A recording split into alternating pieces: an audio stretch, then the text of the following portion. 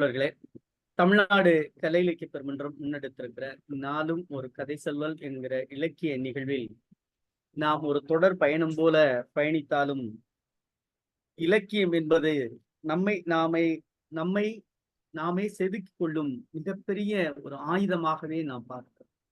அந்த அடிப்படையில் நம்முடைய தமிழ்நாடு கலை இலக்கிய பெருமன்றத்துடைய இலக்கிய பணியானது நாளும் ஒரு கதை சொல்லல் என்கிற சிறுகதையினுடைய படைப்புகளை, குறிப்பாக நூற்றாண்டு கண்ட ஆளுமையுடைய படைப்புகளை ஒவ்வொரு நாளும் கதை சொல்லின் வாயிலாக கேட்டும் பின்னூட்டத்தால் பகிர்ந்தும் பயணித்துக் கொண்டிருக்கிறோம். அப்படி நாம் தொடங்கிய நூற்றாண்டு கண்ட ஆளுமை முதல் சிறுகதை படைப்பாளர் ஐயா கு. அழகிரிசாமியை தொடர்ந்து தமிழொலி அவர்களுடைய சிறுகதைகளை கடந்து தற்பொழுது கரிசல் இலக்கியத்தினுடைய மகத்துவம், கரிசல் இலக்கியத்தினுடைய எழுத்தாளர்களுக்கெல்லாம் ஒரு முன்னத்தியராக இருக்கக்கூடிய கி. ராஜநாராயணன் அவருடைய சிறுகதைகளை நாம் கேட்டும் பகிர்ந்து வருகிறோம். அப்படி இன்றைக்கு 65ஆம் நாள் நிகழ்வில் நாம் பயணிக்க இருக்கிறோம்.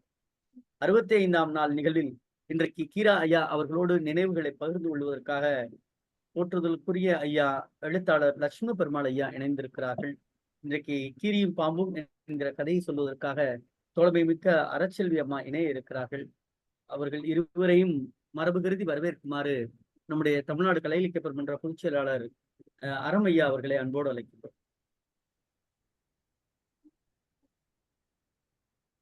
தோழர் அனைவருக்கும் வணக்கம். இன்றைய நிகழ்வு 65வது நாளாக நாம் தொடர்ந்து நடத்தி கொண்டிருக்கிறோம். இன்றைய தினம் கீராவை போலவே நகைச்சுவை உணர்வோடு கரிசலின் பல அசைவுகளை மிகச்சிறந்த சிறுகதைகள் மூலமாக பதிவு செய்து வருபவர் சாத்தூர் பிச்சைக்குட்டி அவர்களின் மரபார்ந்த அந்த வில்லிசையை தொடர்ந்து உயிர்ப்போடு வைத்திருப்பவர் தோழர் லட்சுமண பெருமாள் அவர்கள். சாத்தூரை சேர்ந்தவர். மிக அருமையான சிறுகதைகள் பலவற்றையும் எழுதி அந்த கரிசலினுடைய ஆன்மாவை கீராவை போலவே நகைச்சுவையோடு பதிவு செய்தவர். அந்த தோழர் கீராவோடு பழகிய அனுபவங்களை நம்மிடையே இப்போது பகிர வருகிறார்கள். அவர்களை தமிழ்நாடு கலை இலக்கிய பெருமன்றத்தின் சார்பாக மிகுந்த அன்போடு வரவேற்கிறேன். தோழர் அவர்கள் கீராவும் நானும் என்ற தலைப்பில் எழுத்தில் வராத கீரா குறித்த நினைவுகளை இப்போது நம்மிடையே பகிர்வார். நன்றி.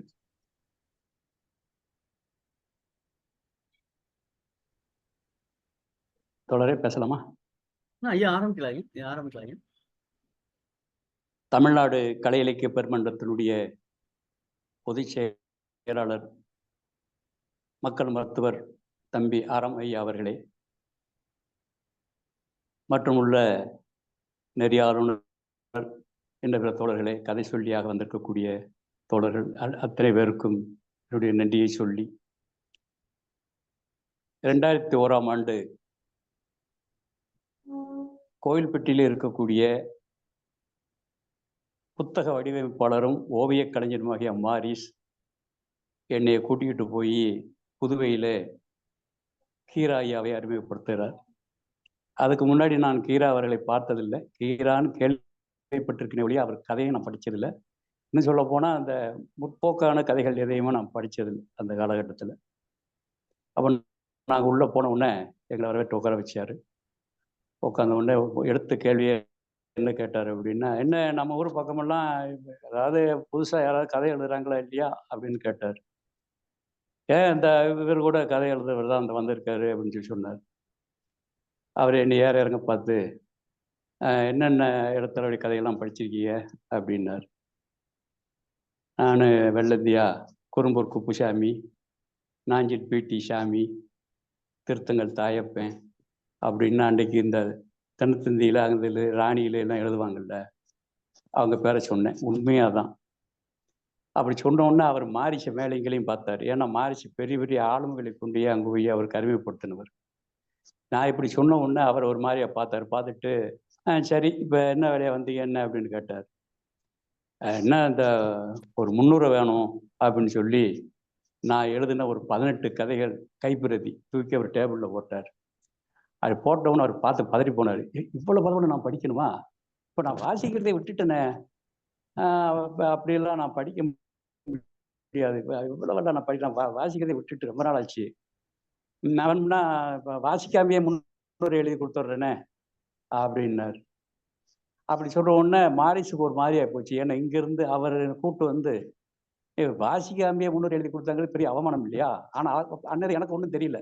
சரி ஏதோ அவருக்கு நேரம் இல்லை அப்படின்னு நினைச்சுக்கிட்டேன் ஒழிய அவருக்கு பெரிய அவமானம் போச்சு மாரிஸுக்கு. அப்படியே தலையை சொரிஞ்சாரு.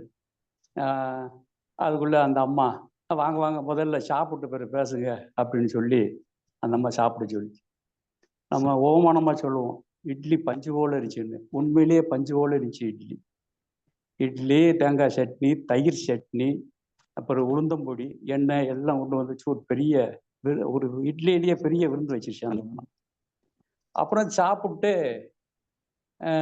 பழைய வழி உட்காந்து எல்லாம் பேசிக்கிட்டு இருந்தாங்க. பல எழுத்தாளர்களை பற்றி பேசினாங்க. அவங்க இப்போ சொன்ன எழுத்தாளர்களை எனக்கு அப்போ எல்லாம் அறிமுக முடியாது. நான் சும்மா தான் உட்காந்துருந்தேன். சரின்ட்டு சொல்லிட்டு வந்துட்டோம். வந்த பிறகு ஒரு வாரம் கழிச்சு எனக்கு ஃபோன் அடிச்சாரு கீரா. ஃபோன் அடிச்சு, என்னய்யா இந்த இந்த இந்த கதாபாத்திரங்கள்லாம் என்கிட்ட இருந்து எப்படி தப்பிச்சாங்கன்னு தெரியலையே, எல்லாம் உங்ககிட்ட வந்து அடைக்கலமாயிருக்காங்க, எப்படி இவளெல்லாம் கண்டுபிடிச்சீங்க அப்படின்னு சொல்லி என் கதையில இருக்கக்கூடிய ஒரு கதையைத்தான் படிக்க ஆரம்பிச்சேன். நான் படிக்கிறது இல்லைன்னு வச்சிருந்தேன். ஒரு கதையை சும்மா படிப்போமே அப்படின்னு தான் படிக்க ஆரம்பிச்சேன். 18 கதைகளையும் என்னை பிடிச்சு இழுத்துட்டு போயிடுச்சியா, அவ்வளவு பிரமாதமா எழுதிட்டீங்க அப்படி இப்படின்னு சொல்லி பிரமாதமா. அதிலிருந்து அடிக்கடி எனக்கு ஃபோன் போட, அடிக்கடி எனக்கு தபால் எழுத அவரு நிறைய பழக்கமாயிடுச்சு. அதுக்கப்புறம் 2002 அவருக்கு ஒரு பாராட்டு விழா நடந்தது புதுவையில் வச்சு, லட்சுமி நாராயணன் சொல்லி ஒரு அமைச்சர் தலைமையில். அப்போ பெருவாரியான எழுத்தாளர்கள் வந்திருந்தாங்க. எழுத்தாளர்கள் யாரும் எனக்கு அறிமுகம் இல்லை, ஆனால் ஏகப்பட்ட பேர் வந்திருந்தாங்க. நல்ல சரியான கூட்டம். அப்போ ஐயா கீராவருடைய அக்கா பையன் ஒருத்தர் ஆதிநாராயணன் சாத்தூர்ல இருந்தார். அவரை அழைச்சிக்கிட்டு நான் போயிருந்தேன். எங்களுக்கு இன்விடேஷன் அனுப்பியிருந்தார் எனக்கு. அவரை அழைச்சிட்டு அங்கே போயிருந்தேன். போய் கூட்டத்தில் தான் உட்காந்துருந்தோம். நாங்கள் அவரை போய் பார்க்க கூட இல்லை.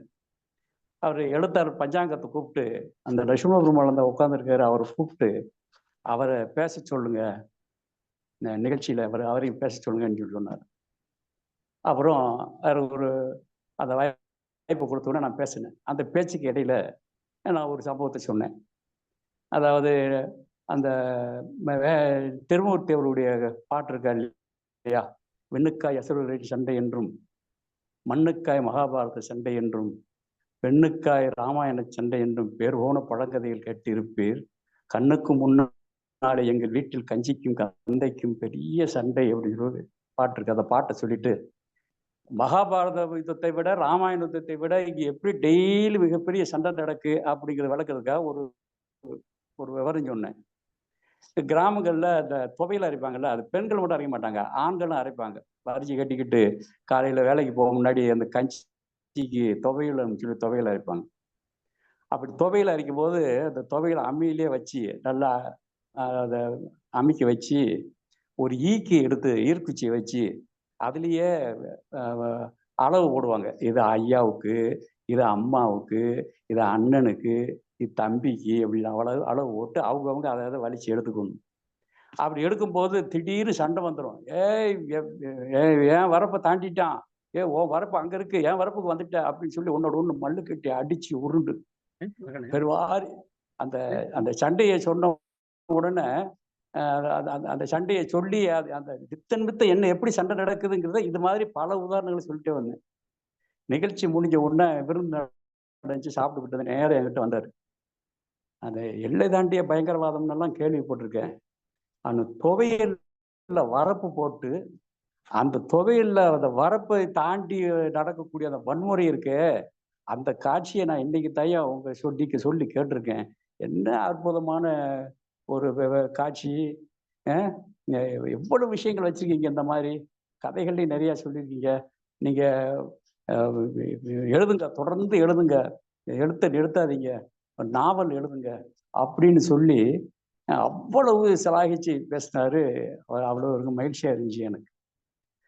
அதுக்கப்புறம் தொடர்ந்து நான் ஒரு கடிதம் போட்டா போதும், உண்மையிலேயே அந்த மாதிரி ஒரு அபூர்வமான மனிதர் பார்க்கவே முடியாது. ஒரு கடிதம் போட்ட உடனே நமக்கு பதில் எழுதுவார்.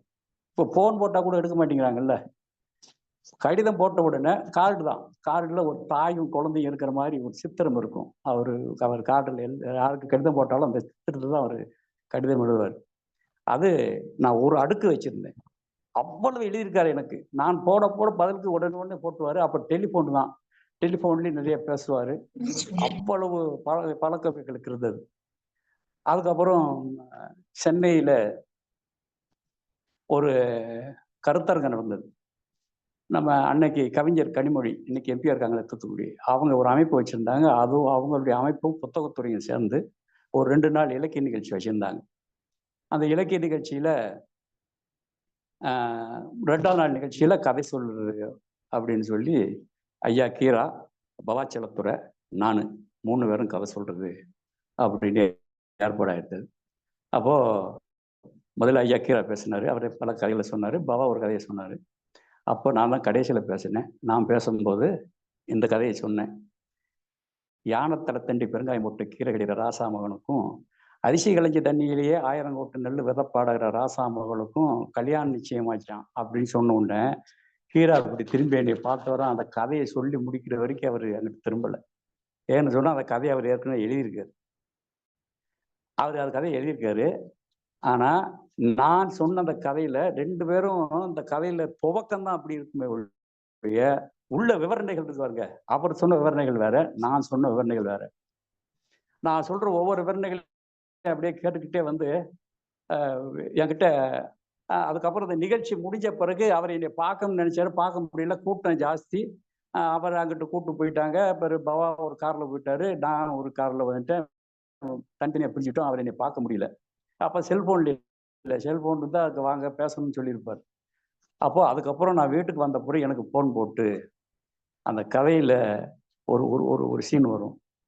இந்த விறகு ஏற்றிக்கிட்டு திருப்பதியிலிருந்து திருநெல்வேலி வரைக்கும் வண்டி வரும். விறகு விருதுக்காக விறகு ஏற்றிக்கிட்டு வருவாங்க. மத்தியானத்துக்கு மேலே ஒரு சாட்டகம்லாம் வண்டியில் பாரம் ஏற்றிக்கிட்டு வருவாங்க. அப்படி வரும்போது பல இடைஞ்சலில் வரும். ஒவ்வொன்றா தாண்டி வருவாங்க. அப்படி ஒரு இடத்துல ஒரு பெரிய ஆறு போகும், காவேரி ஆறு மாதிரி. அந்த ஆற்று தண்ணி இருக்குல்ல, அந்த ஆற்று தண்ணியை ஒரு கிளவி தோட்டத்துக்கு திருப்பி தண்ணி விலகிக்கிட்டு இருப்பான். இப்போ 5 பவர் மோட்ரு தண்ணி விலகுனாலே அந்த ஊரில் அவன் பெரிய கெட்டிக்காரன். கிராமத்தில் 5 பவர் தண்ணி அடிக்கும் பாருங்க, அவ்வளோ ஸ்பீடாக அடிக்கும். அந்த தண்ணியை விலகிறவன் வந்து அந்த ஊர்லேயே பெரிய கெட்டிக்காரன்பாங்க. இந்த கிளவி அந்த ஆற்று தண்ணியை தோட்டத்துக்கு திருப்பி அதை விலகிக்கிட்டு இருக்கான். அப்போ அவள் எவ்வளோ பெரிய கெட்டிக்காரின்னு பாருங்க. அப்போ இவங்க போய், அம்மா இந்த மாதிரி நாங்கள் ஒரு கல்யாணத்துக்காக விறகுக்காக வந்தோம், இது எப்படி நாங்கள் தாண்டி போகிறது அப்படின்னா, அப்போ இந்த ஏற்பாடு பண்ணுறேன் அப்படின்ட்டு உள்ளே இருந்து அம்மாவை கூப்பிட்டாலாம். அது வங்கலடு. அந்த அம்மாவை கூப்பிட்டு, ஏம்மா அங்கே வாமா, இவங்க அந்த ஆற்றை தாண்டி போகணுமா, அந்த நேற்று சாப்பிட்ற மிச்சம் பழைய சோறு இருந்துச்சு பாரு, புளிச்சிண்டி மண்டியில் போட்டு வச்சோம்ல, அதையெல்லாம் போட்டு இந்த மடையை அரைச்சி விடு, இவங்க போகட்டும் அப்படின்னு சொல்லுவாள்.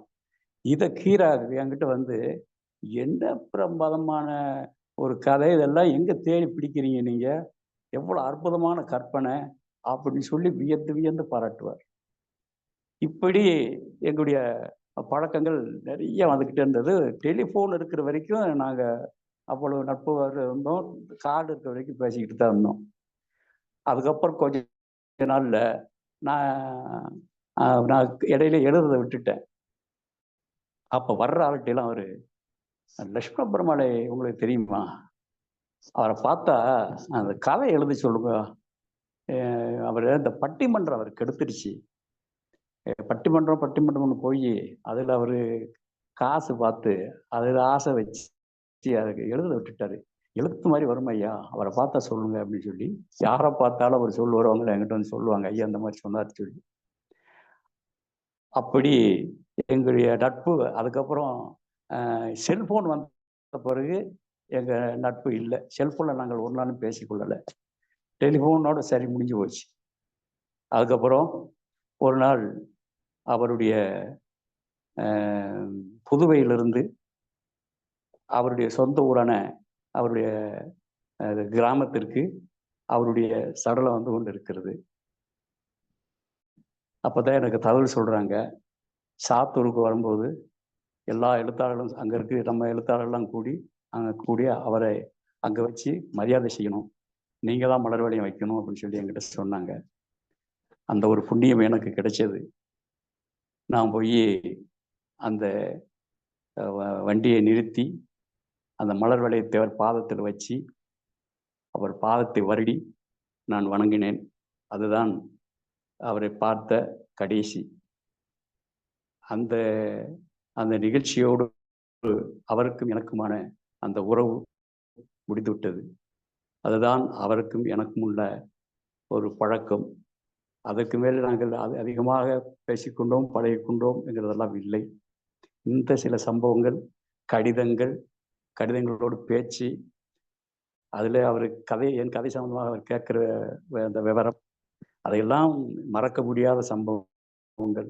அந்த நினைவுகளோடு ஐயா கீராவினுடைய புகழ் ஓங்குக என்று சொல்லி முடிக்கிறேன். வணக்கம்.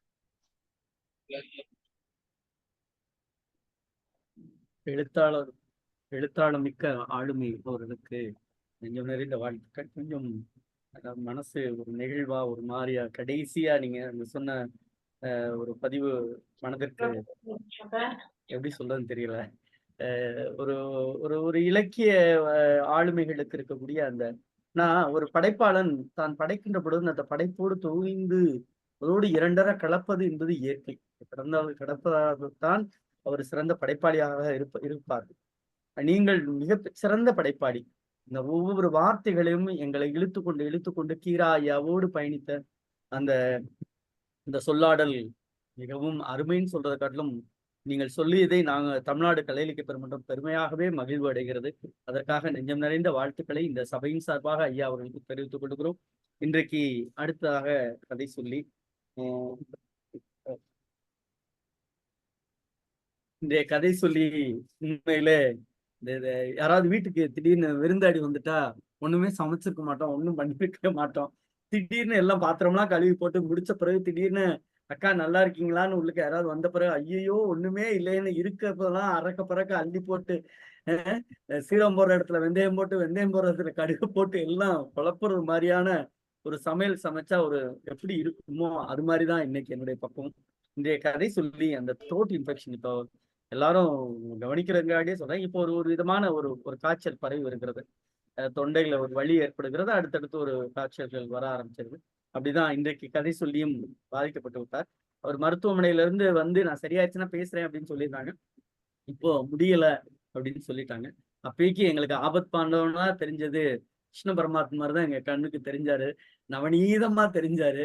ஆனா அவர் சொன்னாரு, நீங்க அறத்தை தேடி போறதுதான், நீங்க எப்பவுமே ஒரு பொதுச் செயலாளர் அறவழியில இருக்கிறதுனால கதை சொல்றதுக்கும் ஒரு அறச்செல்வியை தேடி போயிடுறது சரியா இருக்கும்னாரு. அப்படி அறச்செல்வி அம்மாவும் வந்துட்டாங்க.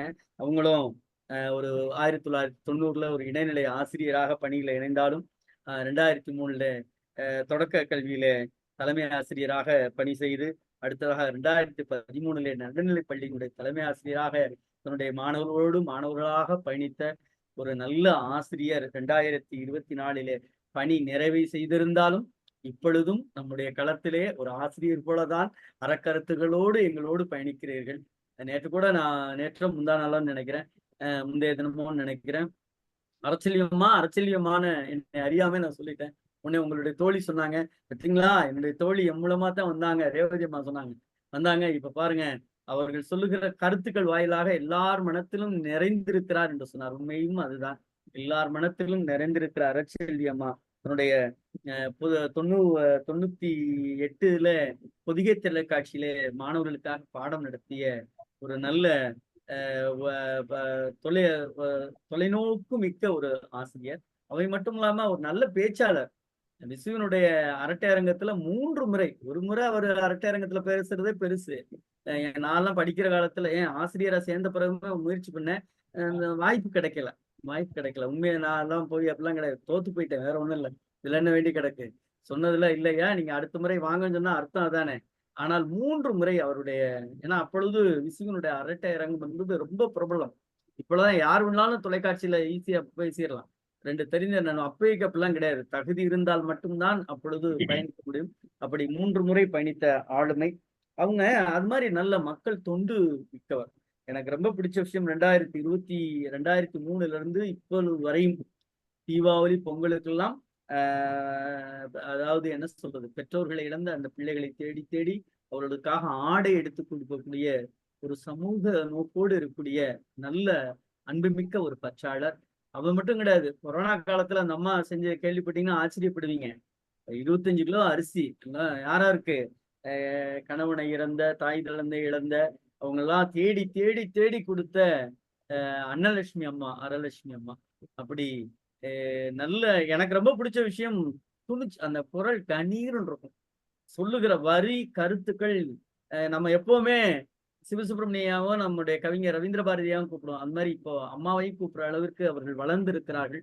வளர்ந்திருக்கிறார்கள் என்பது பொருள் அல்ல, வளர்ந்திருக்கிறதை நாம் கண்டுபிடித்திருக்கிறோம், அவ்வளவுதான். அப்படி மிக்க ஆளுமை இன்றைக்கு கீரியும் பாம்பும் என்கிற நவநீதன் ஐயாவுக்கு ஒதுக்கப்பட்ட கதையில் அவர் எடுத்துக்கொண்டு கையாளுமாறு தமிழ்நாடு கலை இலக்கிய பெருமன்றத்தின் சார்பாக நெஞ்சம் நிறைந்த வாழ்த்துக்கோடு அழைக்கின்றோம். இன்றைய தினம் பங்கேற்பதில் நாம் மகிழ்ச்சி அடைகின்றோம். நன்றி. ஒரு நிமிடத்துல பொறுப்பை ஏற்றுக்கொண்டதற்கு மிக்க மகிழ்ச்சி தோழமையே, ஆளுமை. நன்றி. கதை சொல்க. அனைவருக்கும் வணக்கம். சிங்க கூட்டத்துல இந்த சின்ன முயல் இன்னைக்கு வந்திருக்கு கதை சொல்ல. ஏதேனும் தவறு இருந்தால் பொறுத்தருள்க. இன்றைய கதையின் தலைப்பு கீரியும் பாம்பும். நீங்க என்ன கல்யாணம் செஞ்சுக்கிட்டீங்களா, இல்ல உங்க அம்மாவை கல்யாணம் செஞ்சுக்கிட்டீங்களா? லோகாவின் இந்த கேள்வியால் அவளது கணவன் நவநீது அதிர்ந்துதான் நின்றான். நாம் தனிமையில் சுகம் கண்ட அந்த நாக்கால் இப்படி பேசியது, அந்த இதமான இதழ்களா இப்படி பேசியது, அந்த வெண்மை பற்களா இப்படி பேசியது, முகமழுத்தி சுகம் கொடுக்கும் அந்த கழுத்து வழியாகவா இந்த வார்த்தைகள் வந்தது? அதிர்ந்துதான் போனான், நிலை குலைந்து போனான் என்று கூட சொல்லலாம். இப்படி ஒரு கேள்வியை கேட்ட லோகா பாக்குறா புருஷனை. இந்த கேள்வி கேட்டனே இந்த மனுஷன் முகம் எப்படி இருக்குன்ட்டு. அதுல அவனுக்கு ஒரு சந்தோஷம், அப்படியே அதிர்ச்சி. அந்த கேள்வியும் தாங்க முடியல, அந்த முகத்துல ஒரு ஆச்சரியத்தையும், நம்ம மனைவியா அப்படி கேட்டா நம்மள அப்படின்ற அந்த அதிர்ச்சியும் சேர்ந்து அவனோட முகம் பிரதிபலிக்கிறத அவன் கொஞ்சம் ரசிக்கிறான். பத்தியா நான் விட்ட அன்பு உன்னை எப்படி நோக அடிக்குதுன்னு அப்படின்ட்டு அதுல அவளுக்கு ஒரு சந்தோஷம். இவங்க தனிமையில் இருக்கும்போது, அந்த சுகத்தை அனுபவிக்கும் போது, அந்த வேதனை இன்பம் அனுபவிக்கும் போது அவன் அம்மா என்று கத்துவான். அவள் எப்பவும் அம்மா தானா, நேரங்காலமே கிடையாதா அம்மா நினைக்க அப்படின்னு அவ சொல்லுவா லோகா. அது பொய்யான ஒரு கோபம் என்பதை அறிந்து அவன் ரொம்ப சந்தோஷப்படுவான். மனைவியோட இப்படியெல்லாம் சந்தோஷமா இருக்கிறவன் அந்த மாதத்துல 3 நாள் லோகாவுக்கு லீவு. வழக்கமா கிராமத்துல எல்லாம் ஒரு இடம் கொடுத்துருவாங்க, ஒரு மூலையில அவங்கள உட்கார வச்சிருவாங்க. அது உலக்க கூட போட்டு வைப்பாங்க. எங்க வீட்டுல எல்லாம் உலக்க போட்டு அவங்களுக்கு தனி தட்டு டம்ளர் எல்லாம் கொடுத்துருவாங்க. அந்த மூலையில தான் 3 நாள் இருக்கணும். அதே மாதிரிதான் லோகாவையும் அவங்க மாமியார் தனாம்மா அப்படி உட்கார வச்சிருவாங்க. அந்த 3 நாளும் அவ என்ன பண்ணுவா, மாமியாரை பத்தி புருஷன்ட்ட போட்டு கொடுப்பா. இந்த பாருங்க உங்க அம்மா என்ன சமைக்குது, எவ்வளவு காரம் தெரியுமா, மனுஷி சாப்பிடுவாள் அந்த சாப்பாட்ட அப்படின்னு அள்ளி போடுவா. அப்ப சொல்லும் போது அவ முகம் 8 கோணல்ல போகும். அவ கோபத்துல சொல்றாளேன்னுலாம் இவனுக்கு இல்ல, மனைவியோட அழகு பாசம் இது கலந்ததுனால அத ரசிப்பான் அந்த முகத்தை. அட கோபத்துல கூட நம்ம பொண்டாட்டி அழகா இருக்காளே அப்படின்ட்டு அதுல அவனுக்கு ஒரு சந்தோஷம். அந்த 3 நாளும் தன அம்மா தான் சமைப்பாங்க. சமைக்கும் போது சமையல் அறையில அம்மாவும் பையனும் என்ன பேசிக்கிறாங்க, அவ புஸ்தத்தை வச்சுக்கிட்டு தான் பாப்பா, புஸ்தத்தை படிக்கிற மாதிரி கண்ணு புஸ்தத்துல இருக்கும், காது கிச்சன்ல இருக்கும். என்ன பேசிக்கிறாங்க, நம்மள பத்தி பேசுவாங்களோ அப்படின்னு நினைப்பா. அதுலயே அம்மாவும் பையனும் சிரிச்சா, ஆஹா நம்மள பத்தி என்னவோ சொல்லி சிரிக்கிறாங்க அப்படின்னு அவன் நினைச்சுப்பா. இந்த அம்மா சமைச்சாங்கன்னா சாப்பாடு நல்லா இருக்கும். எல்லா அம்மாக்களும் வளர்ந்த பிற்பாடு தான் பையனுக்கு சாப்பாடு பரிமாறுறதுல ஒரு அபரிதமான சுகம் அவங்களுக்கு. செஞ்சிருக்கல்ல நல்லா இருக்கா கொஞ்சம் சொல்ல அப்படிம்பாங்க. அதே மாதிரிதான் நம்ம தன அம்மாவும் கேக்குறாங்க, அப்பண்டு இன்னைக்கு வத்த குழம்பு வச்சிருக்க, சாப்பிட்டுட்டு எப்படி இருக்குன்னு சொல்ல அப்படின்னு. அப்பன்ட்டுன்னா தெலுங்குல வந்து பையன் மகன், அவன் தம்பின்னு சொல்லுவாங்க. இவன் சொல்றான், கேட்கணுமாமா, கேட்கணுமா என்ன, எம்புட்டு நாளாச்சு இவ்வளவு தூரம் சுவையா ருசியா சாப்பிட்டு அப்படின்னு அவன் சந்தோஷமா சொல்றான். அவன் சொல்றதுல அவனுக்கு ஒரு சந்தோஷம், அதை கேட்கறதுல தனம்மாவுக்கும் இன்னொரு சந்தோஷம். ஆனா பாக்குற லோகாவுக்கு சந்தோஷமா இருக்குமா? அவன் என்ன பண்றா, இத பார்த்துட்டு அவளுக்கு ஒரு மாதிரி உடம்பெல்லாம் எரியிற மாதிரி இருக்கு. அடுத்து மாமியார் சாதம் கொண்டு வரப்பயே எனக்கு சாதமும் மோரும் போதும் அப்படின்றா. உனக்கு வத்த குழம்பு போடவா நான் வந்தேன்? இந்த அம்மா தனம்மா மனசுக்குள்ள நினைச்சுக்கிட்டு, ஆனா அது வெளிக்காட்டாம அவங்க சொல்லுவாங்க, இல்ல அந்த மோர் சாதத்துக்கு பக்கத்துல மூளையில கொஞ்சம் ஊத்திக்கேய அப்படின்பா. உடனே லோகா ஒரு முறைச்சிட்டு மௌனத்தை மட்டும் பதிலா கொடுப்பா. இது இப்படியே போயிட்டு இருக்கும்போது அவளுக்கு மருமகளை பார்க்கும்போது மாமியாருக்கு எப்படி இருக்குன்னா, இது வந்து நமக்கு மருமகளா வச்சிருக்கு பாரு, நல்லா வளர்ந்த பருத்தி செடிக்கு பக்கத்துல செழிப்பா வளர்ந்த களை செடி கணக்குல எங்கிருந்துதான் எனக்குன்னு வந்துச்சோ அப்படின்னு மாமியார் நினைச்சுப்பாங்க.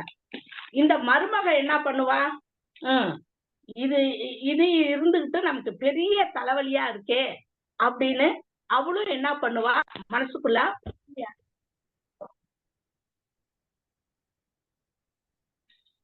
இப்படி இவங்களோட சண்டை அப்படி நீடிச்சுக்கிட்டே இருக்கும். ஒரு வீட்டுல அந்த கணவன் வேலைக்கு போய்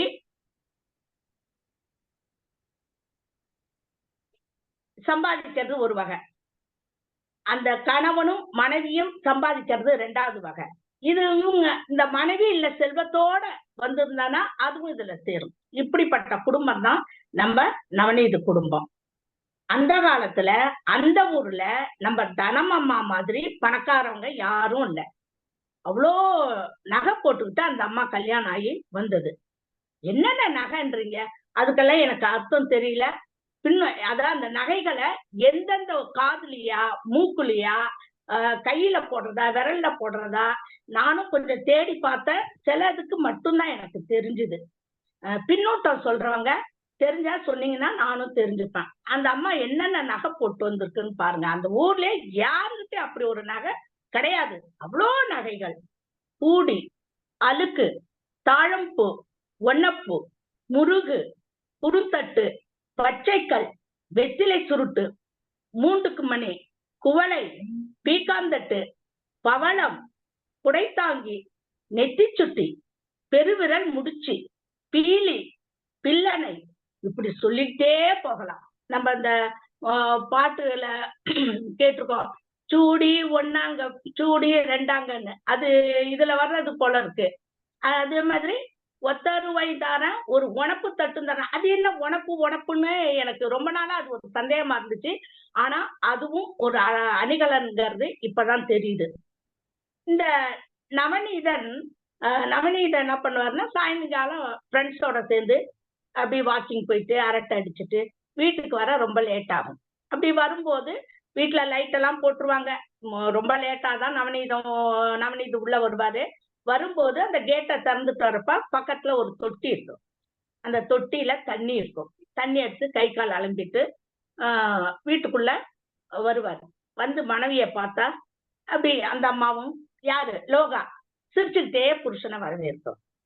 தலையில மல்லிகைப்பூ, அதுக்கு ஏத்த மாதிரி கனகாமரம், மஞ்சள் பூசிய முகம், வெண்மையான பற்கள், கேட்கவா வேணும்.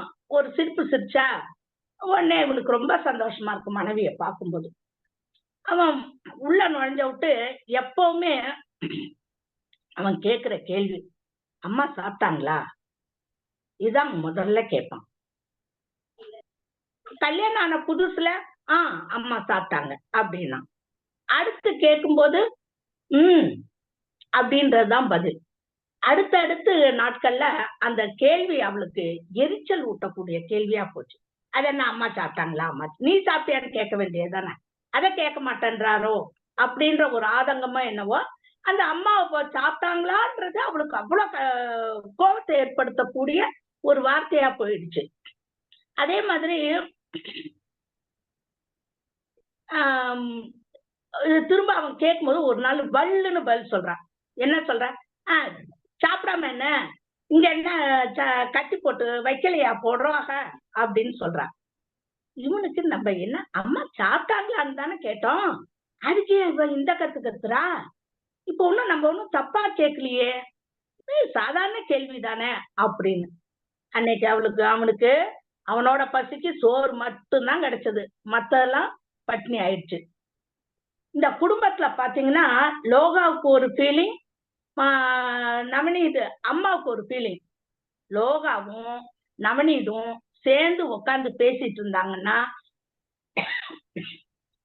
இந்த அம்மா தானாம்மா நம்ம அந்நியம் ஆயிட்டோம்ல, நம்ம பிள்ளைக்கு, நம்ம பிள்ளை சேர்ந்து நாம விலகி இருக்கோமோ, நம்ம பிள்ளை விலகி வச்சிருக்கோ, நம்மள விலக்கி வச்சிருக்கோ, அப்படியெல்லாம் அந்த பாசக்கார அம்மாவுக்கு மனசுல தோணும்.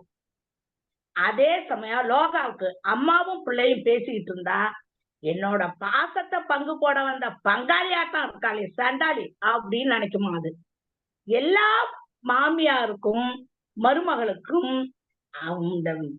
தனக்கு மட்டுமே சொந்தம். மனைவி நினைக்கிறது என் புருஷன் எனக்கு மட்டும்தான், யாரும் பங்கு போட வராதுங்க.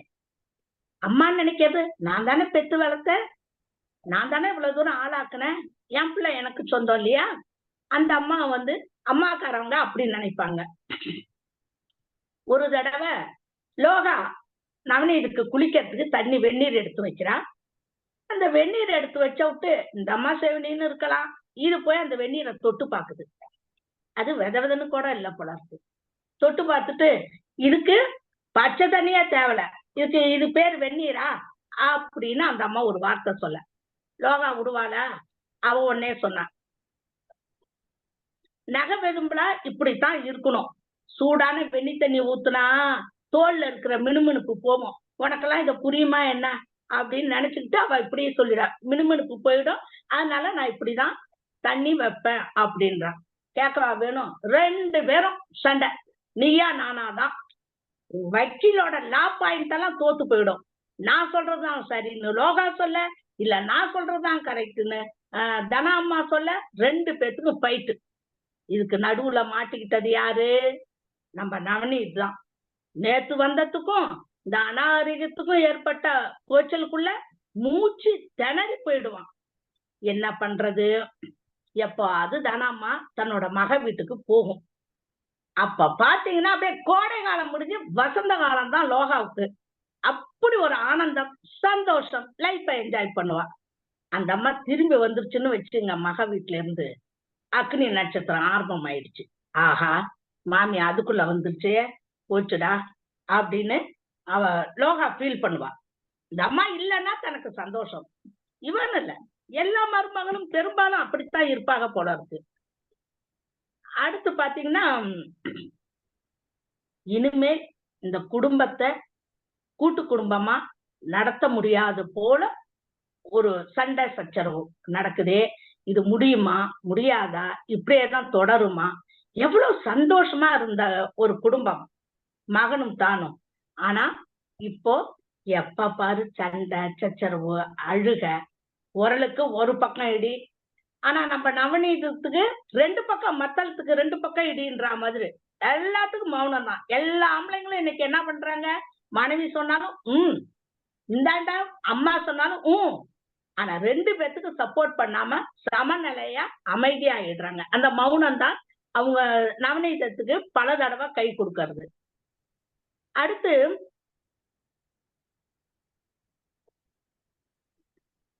இந்த கல்யாணம் ஆன புதுசுல மாமியார் மருமகள் பாருங்களேன், அவ்வளவு அந்யோன்யமா இருப்பாங்களாம். எங்க வீட்டுல எல்லாம் எனக்கு 2 மருமகள்கள். அன்னைக்கு எப்படி பேசணும்னா அப்படிதான் இன்னைக்கு. எங்க மருமகள்லாம் எடுத்துக்கிட்டீங்கன்னா, நான் சொன்னேன் எங்க பெரிய மருமகள்கிட்ட, இந்த மாதிரி கதை சொல்ல போறோமான்னு. என்ன கதைன்னு? கீரியும் பாம்பும். அப்படின்னாத்தான் மாமியார் மருமகள் சொன்னேன். ஐயோ, இது உங்களுக்கு பொருந்தாத அத்தை, நம்ம வீட்டுலதான் அப்படியெல்லாம் இல்லையே அப்படின்னு என்ன பெரிய மருமகள் சொன்னாங்க. 2 மருமகளுக்குமே என் முன்னாடி சேர்லயோ சோஃபாலையோ உட்கார மாட்டாங்க. அது ஏன்னு எனக்கும் தெரியல, நான் உட்காரமாட்டேன். அது மாதிரி என் மாமியாரும் என் முன்னாடி சேர்ல உட்கார், வயசானவங்க படிக்காதவங்க தான், ஆனா அவங்கள்ட்ட நாகரிகத்தை பத்தி கத்துக்கணும், உட்கார மாட்டாங்க. அதனால அவங்க வாழ்நாள் அவங்க இருந்த வரைக்கும் நானும் அவங்களோட தரையில தான் உட்காருவேன், அவங்க முன்னாடி சேர்லயோ சோஃபாலயோ உட்கார மாட்டேன். எங்க மாமியார்லாம் தெய்வம், அவ்வளவு ஒரு இதா இருப்பாங்க. எங்க மருமகளும் அருமையான மருமகள்கள். இந்த அம்மா இவங்க வந்து மருமகள் எல்லாம் இப்படி நினைக்கிறத நினைச்சா ஆச்சரியமா இருக்கு. மருமகள் கணவன் சம்பாதித்து மனைவி வீட்டுல இருந்தானா அந்த குடும்பம் இந்த காலகட்டத்துக்கு அருமையா பிள்ளைகளை வளர்க்கலாம். ஆனால் கணவனும் வேலைக்கு போய் மனைவியும் வேலைக்கு போய் இந்த பிள்ளைகளை நடுவுல விட்டு படாத அவஸ்தை இந்த பிள்ளைகளோட எதிர்காலம். அதே ஒரு மாமனார் மாமியார் இருந்தாங்கன்னா 100 நூலகத்துக்கு சமம் இல்லையா? அவங்க எல்லாம் இருந்தாங்கன்னா யாரு இருக்க விடுறாங்க? எந்த மருமக கிட்ட வச்சுக்குதுங்க? ஒன்னும் வச்சுக்க மாட்டாங்குது. அதே மாதிரி இவ வரும்போது தனம்மா மாதிரி 10 ஏக்கர் கரிசல் நிலத்தோட வந்தவ, சீர் கொண்டு வந்திருக்கல, அப்ப என் கைதானே ஓங்கணும் அப்படின்னு இந்த காலத்துக்கு ஏத்த மாதிரி லோகா நினைக்கிறா. இதுல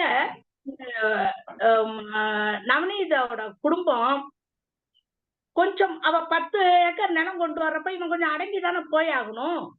அவனோட நிலைமை இப்படி போயிட்டு இருக்குப்பா.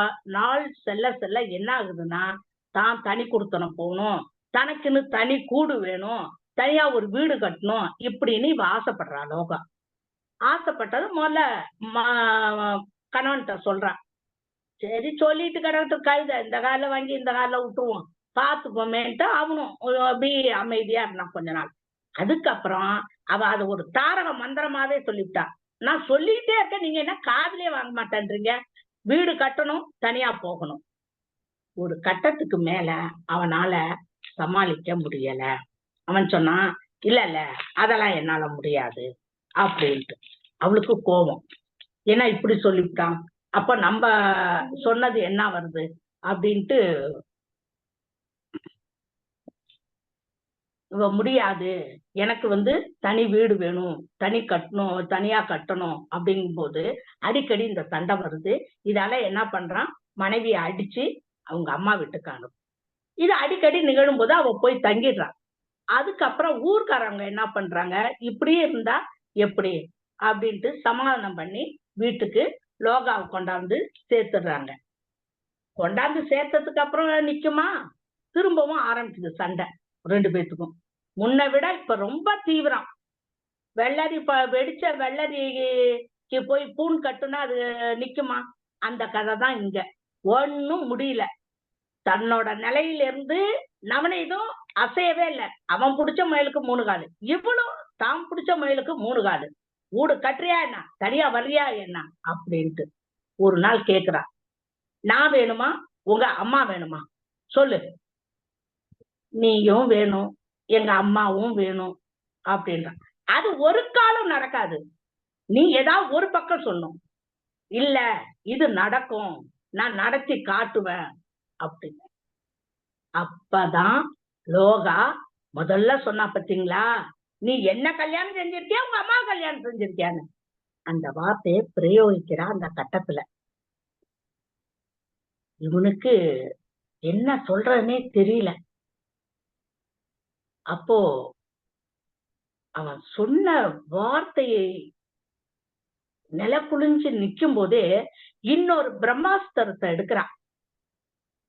அவன் கேட்டா பாருங்க அந்த கேள்வி, கேட்ட உடனே இந்த பூமியே நடுங்குது.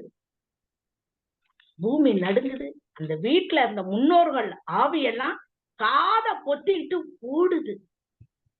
அப்படிப்பட்ட ஒரு கேள்வியை தன் கணவனை கேட்டுவிட்டாள் லோகா. லோகா கேட்டத அந்த நெஞ்சில விழுந்தது பாத்தீங்களா, அந்த அடி, அதை தாங்க முடியாம நில தடுமாறுறான். நில தடுமாறி தள்ளாடும் போது அந்த தாயானவள் ஓடி வந்து தாங்குகிறான். தாங்கிட்டு அந்த மருமகளை இப்படி ஒரு பார்வை பாக்குறான். அப்போ அந்த மருமகள் லோகாவால் மாமியார் தனம்மாவோட பார்வையை எதிர்கொள்ள இயலவில்லை. இதுதான் இந்த கதை. படிச்ச விட்டு எனக்கு ரொம்ப கஷ்டமா இருக்கு. இன்றைய பெரும்பாலான பெண் பிள்ளைகள் யார் வரவும் இருக்கக்கூடாது, தானும் தன் கணவனும். அப்படிப்பட்ட பிள்ளைகள் அநாத இல்லங்களில் இருக்கக்கூடிய இளைஞர்களை திருமணம் செய்து கொள்ளலாமே.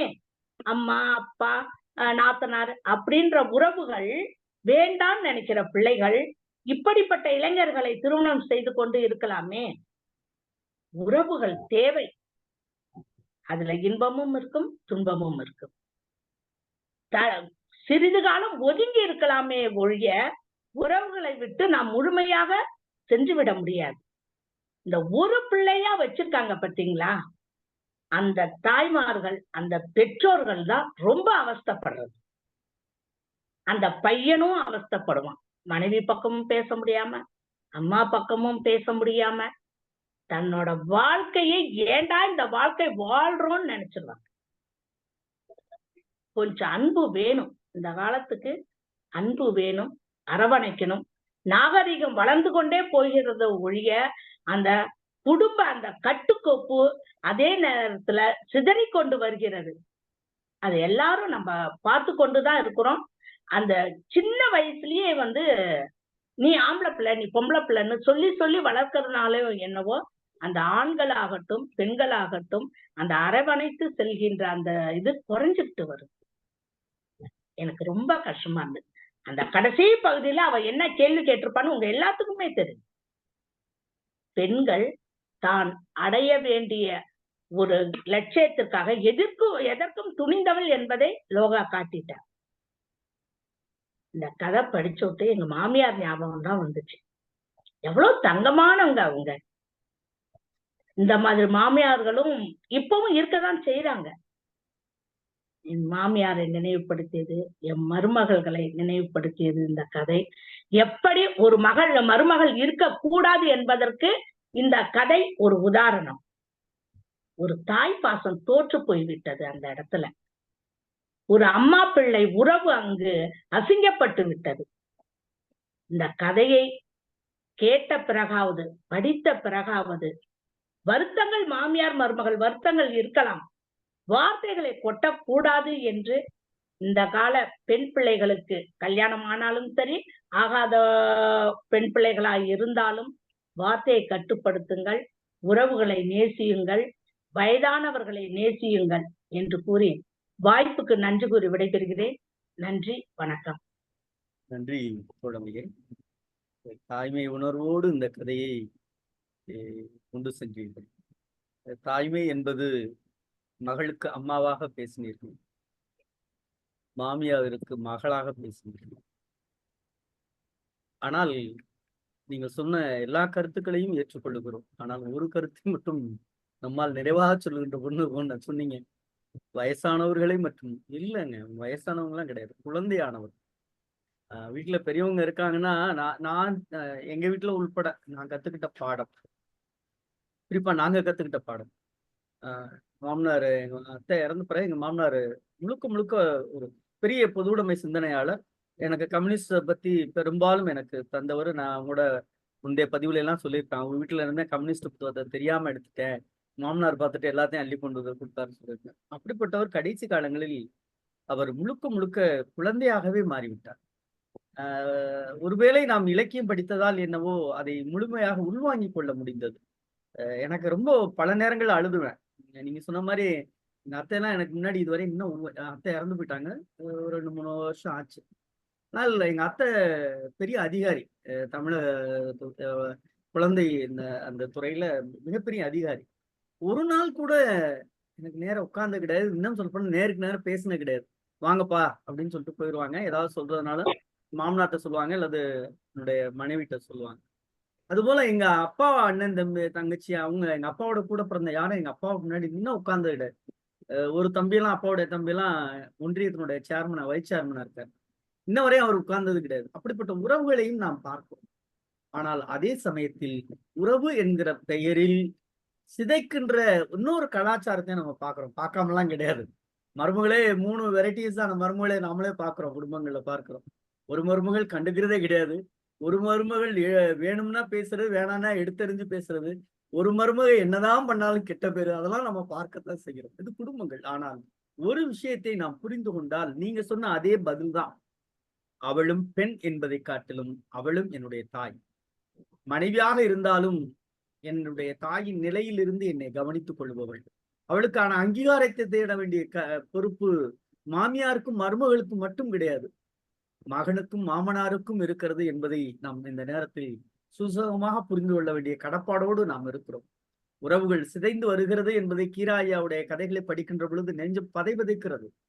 இந்த உறவுகளை எல்லாம் தேடி பிடிக்க வேண்டிய கடப்பாட்டோடு இருக்கிறோம். இன்னமும் பிள்ளைங்களுக்கு உறவுகளை சொல்லிக் கொடுப்பதை பெற்றோர்கள் கூட மறுக்கிறார்கள். என்னுடைய சிறுகதைகளை எல்லாம் நான் நிறைய காட்டியிருப்பேன். என்னுடைய சிறுகதைகள் எல்லாம் பார்த்தீங்கன்னா, வர்ற தாத்தா பாட்டியை கூட அவங்க வாங்கிட்டு வர பதார்த்தத்தை கூட திங்க விட மறுக்கிற, இல்ல தின்னா உனக்கு ஃபுட் பாய்சன் ஆயிடும் சொல்லுகிற கலாச்சாரத்தில் நாம் இருக்கிறோம். அவங்க ஏதோ அவங்களுக்கு தெரிஞ்ச பலகாரத்தை சுட்டுட்டு கொண்டுட்டு வர்றாங்க.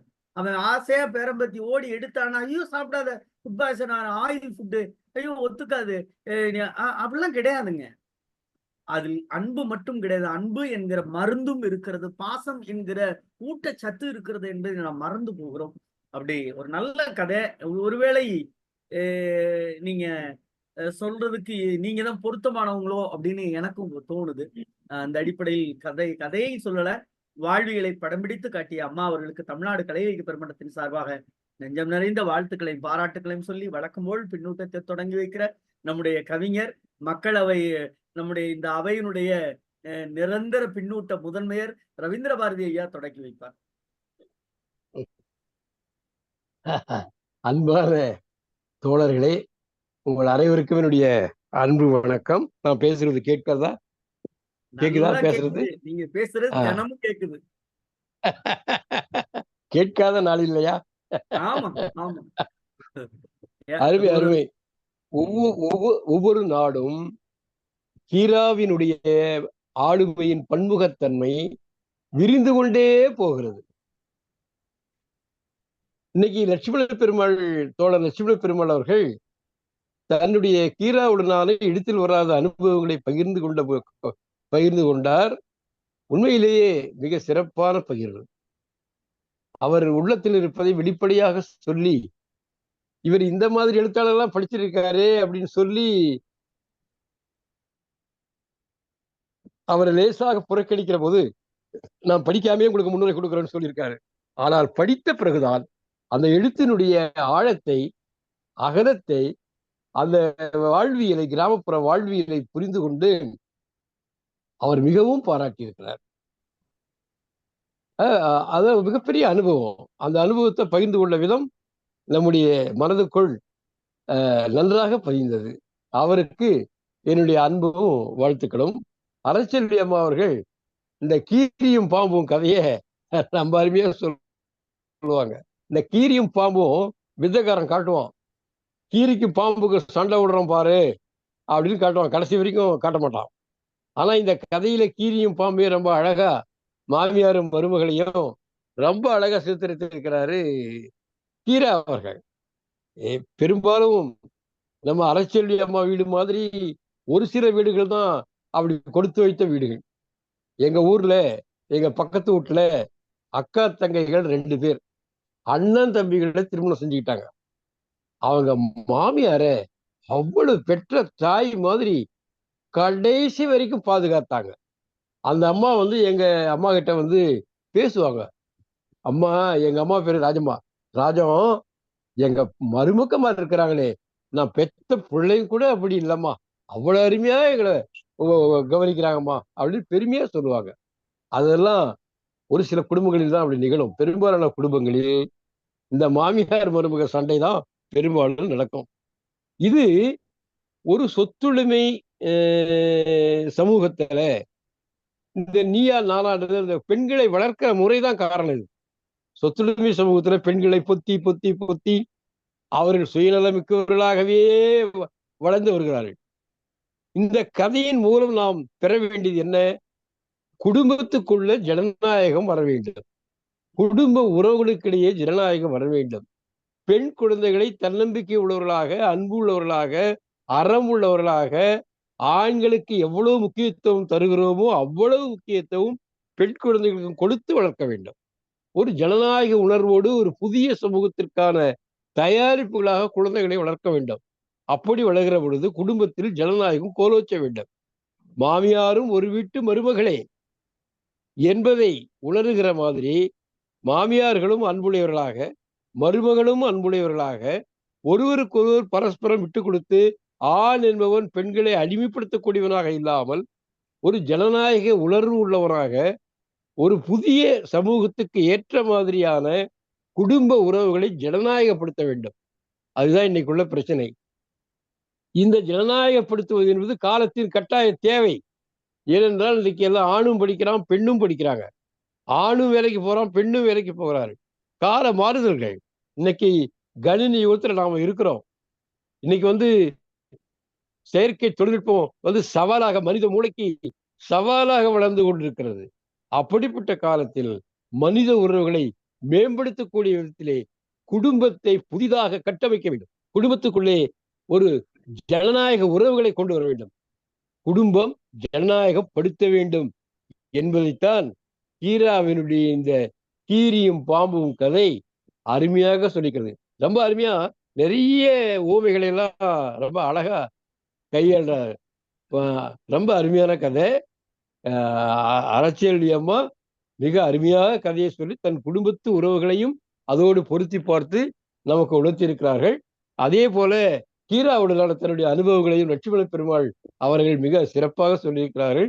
இதற்கு களம் அமைத்த கொடுத்த நம்முடைய கலை இலக்கிய பெருமன்ற அமைப்பாளர்களுக்கு, குறிப்பாக நம்முடைய அன்பு பொதுச் செயலாளருக்கு, நம்முடைய நெறியாளர்களுக்கு, நம்ம பின்னூட்டம் வழங்குகின்ற தோழர்களுக்கு, உலகம் பூராவும் பார்த்து கொண்டிருக்கிற அருமை தமிழ் அன்பர்களுக்கு அன்பும் வாழ்த்துக்களும் நன்றியும் வணக்கமும். நன்றி தோழமையே. அடுத்ததாக நம்முடைய தோழர் சிவசுப்ரமணியன் தோழர். தோழர்கள் அனைவருக்கும் வணக்கம். இன்னைக்கு கீராவும் நானும் என்பதை பகிர்ந்து கொண்ட எழுத்தாளர் திரு லட்சுமண பெருமாள் அவர்கள் எழுத்தில் வராத செய்திகளைத்தான் சொல்லியிருக்காங்க.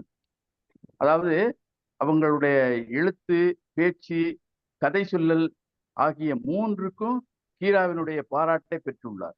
அது ரொம்ப சிறப்பு. கீராவின் கதைகளின் மூலம் எக்காலமும் கீரா அவர்களுடன் உரையாடி கொண்டே இருக்கலாம் என்றுதான் நான் நினைக்கிறேன்.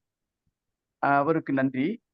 அடுத்து தலைமை ஆசிரியர் திருமதி அறச்செல்வி அவர்கள் இன்னைக்கு கீரியும் பாம்புங்கிற கதையை சொல்லி, நீங்க முயல் இல்லம்மா சிங்கம்தான் அப்படின்னு முதல்ல சொல்லிக்கிடுதேன். உங்கள் லோகாவுக்கு ஆலோசனையும் சொல்றீங்க. இந்த எங்கள் எல்லாருக்கும் கதம்ப சாதம் படைத்து கொடுத்தது மாதிரி தான் தெரியுது, உணர்கிறோம். மிகவும் சுவையான ஒரு விருந்து படைத்து விட்டீர்கள். உங்கள் குடும்பம் ஒரு பல்கலைக்கழகமாக திகழ்கிறது என்பதில் மிக்க மகிழ்ச்சி, பெருமைப்படுகிறோம். இந்த ஒண்ணு சொல்லிக்கிட விரும்புகிறேன்.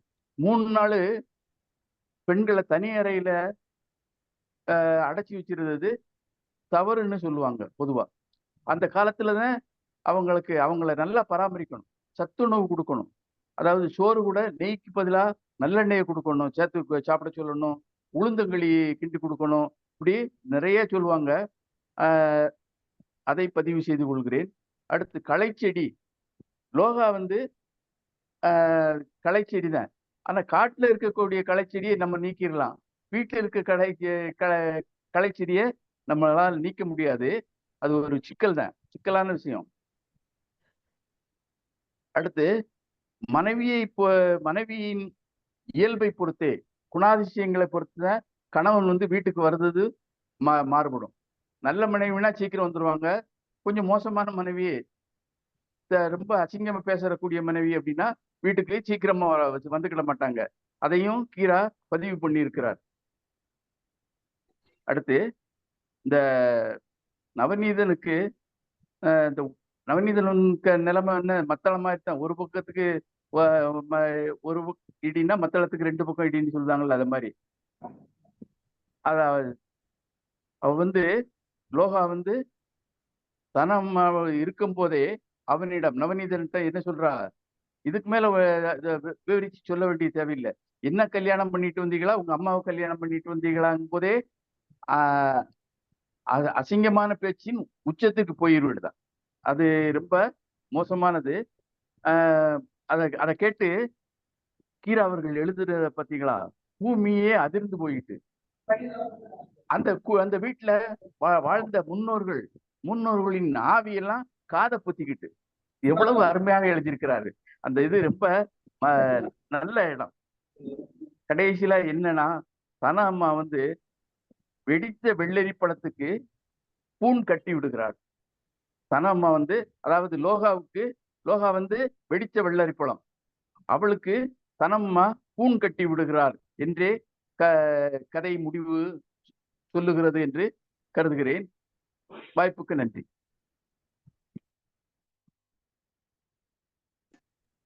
நன்றி தோழமையே. அடுத்ததாக நம்முடைய தோழர் நவநீத கிருஷ்ணன். அனைவருக்கும் வணக்கம். இன்னைக்கு சிறப்பு விருந்தினர் லட்சுமணபுரம் அவர் சொல்றாருந்தா, அவரு ஒரு சிறுபொழி தான் சொல்லியிருக்கான்னு நினைக்கிறேன். அவர் காரணம் அந்த உணர்ச்சி வசப்பட்டதுல வந்து இன்னும் கொஞ்சம் சொல்லியிருக்கலாம். எனக்கு அறிமுகமானது இந்த கீரை கதையிலான அறிமுகம். ஒரு அரசு நிகழ்ச்சியில் பங்கேற்கும் போது நான் அரசு சார்பா போயிருந்தேன். அவர் அந்த நிகழ்ச்சியில பேசும்போது அந்த கீரை கதையை போட்டது வந்து எனக்கு அவர் மேல ஒரு பெரும் அபிப்பிராயம் வந்துருச்சு. 2002 கிட்டத்தட்ட 22 வருஷம் முன்னால. அதுல இருந்து பாருங்க இன்னைக்கு வரைக்கும் அவர்கிட்ட நான் வந்து தொடர்பு இருக்கு. அவர் வந்து ஒரு சிறந்த கதை சொல்லி எழுத்தாளர் மட்டும் இல்ல, எழுத்தாளர், கதை சொல்லி, வெள்ளிசை கலைஞர், வெள்ளிசை குழு வச்சு நடத்துறவரு. அதே மாதிரி திரைப்படத்துல நடிச்சிருக்காரு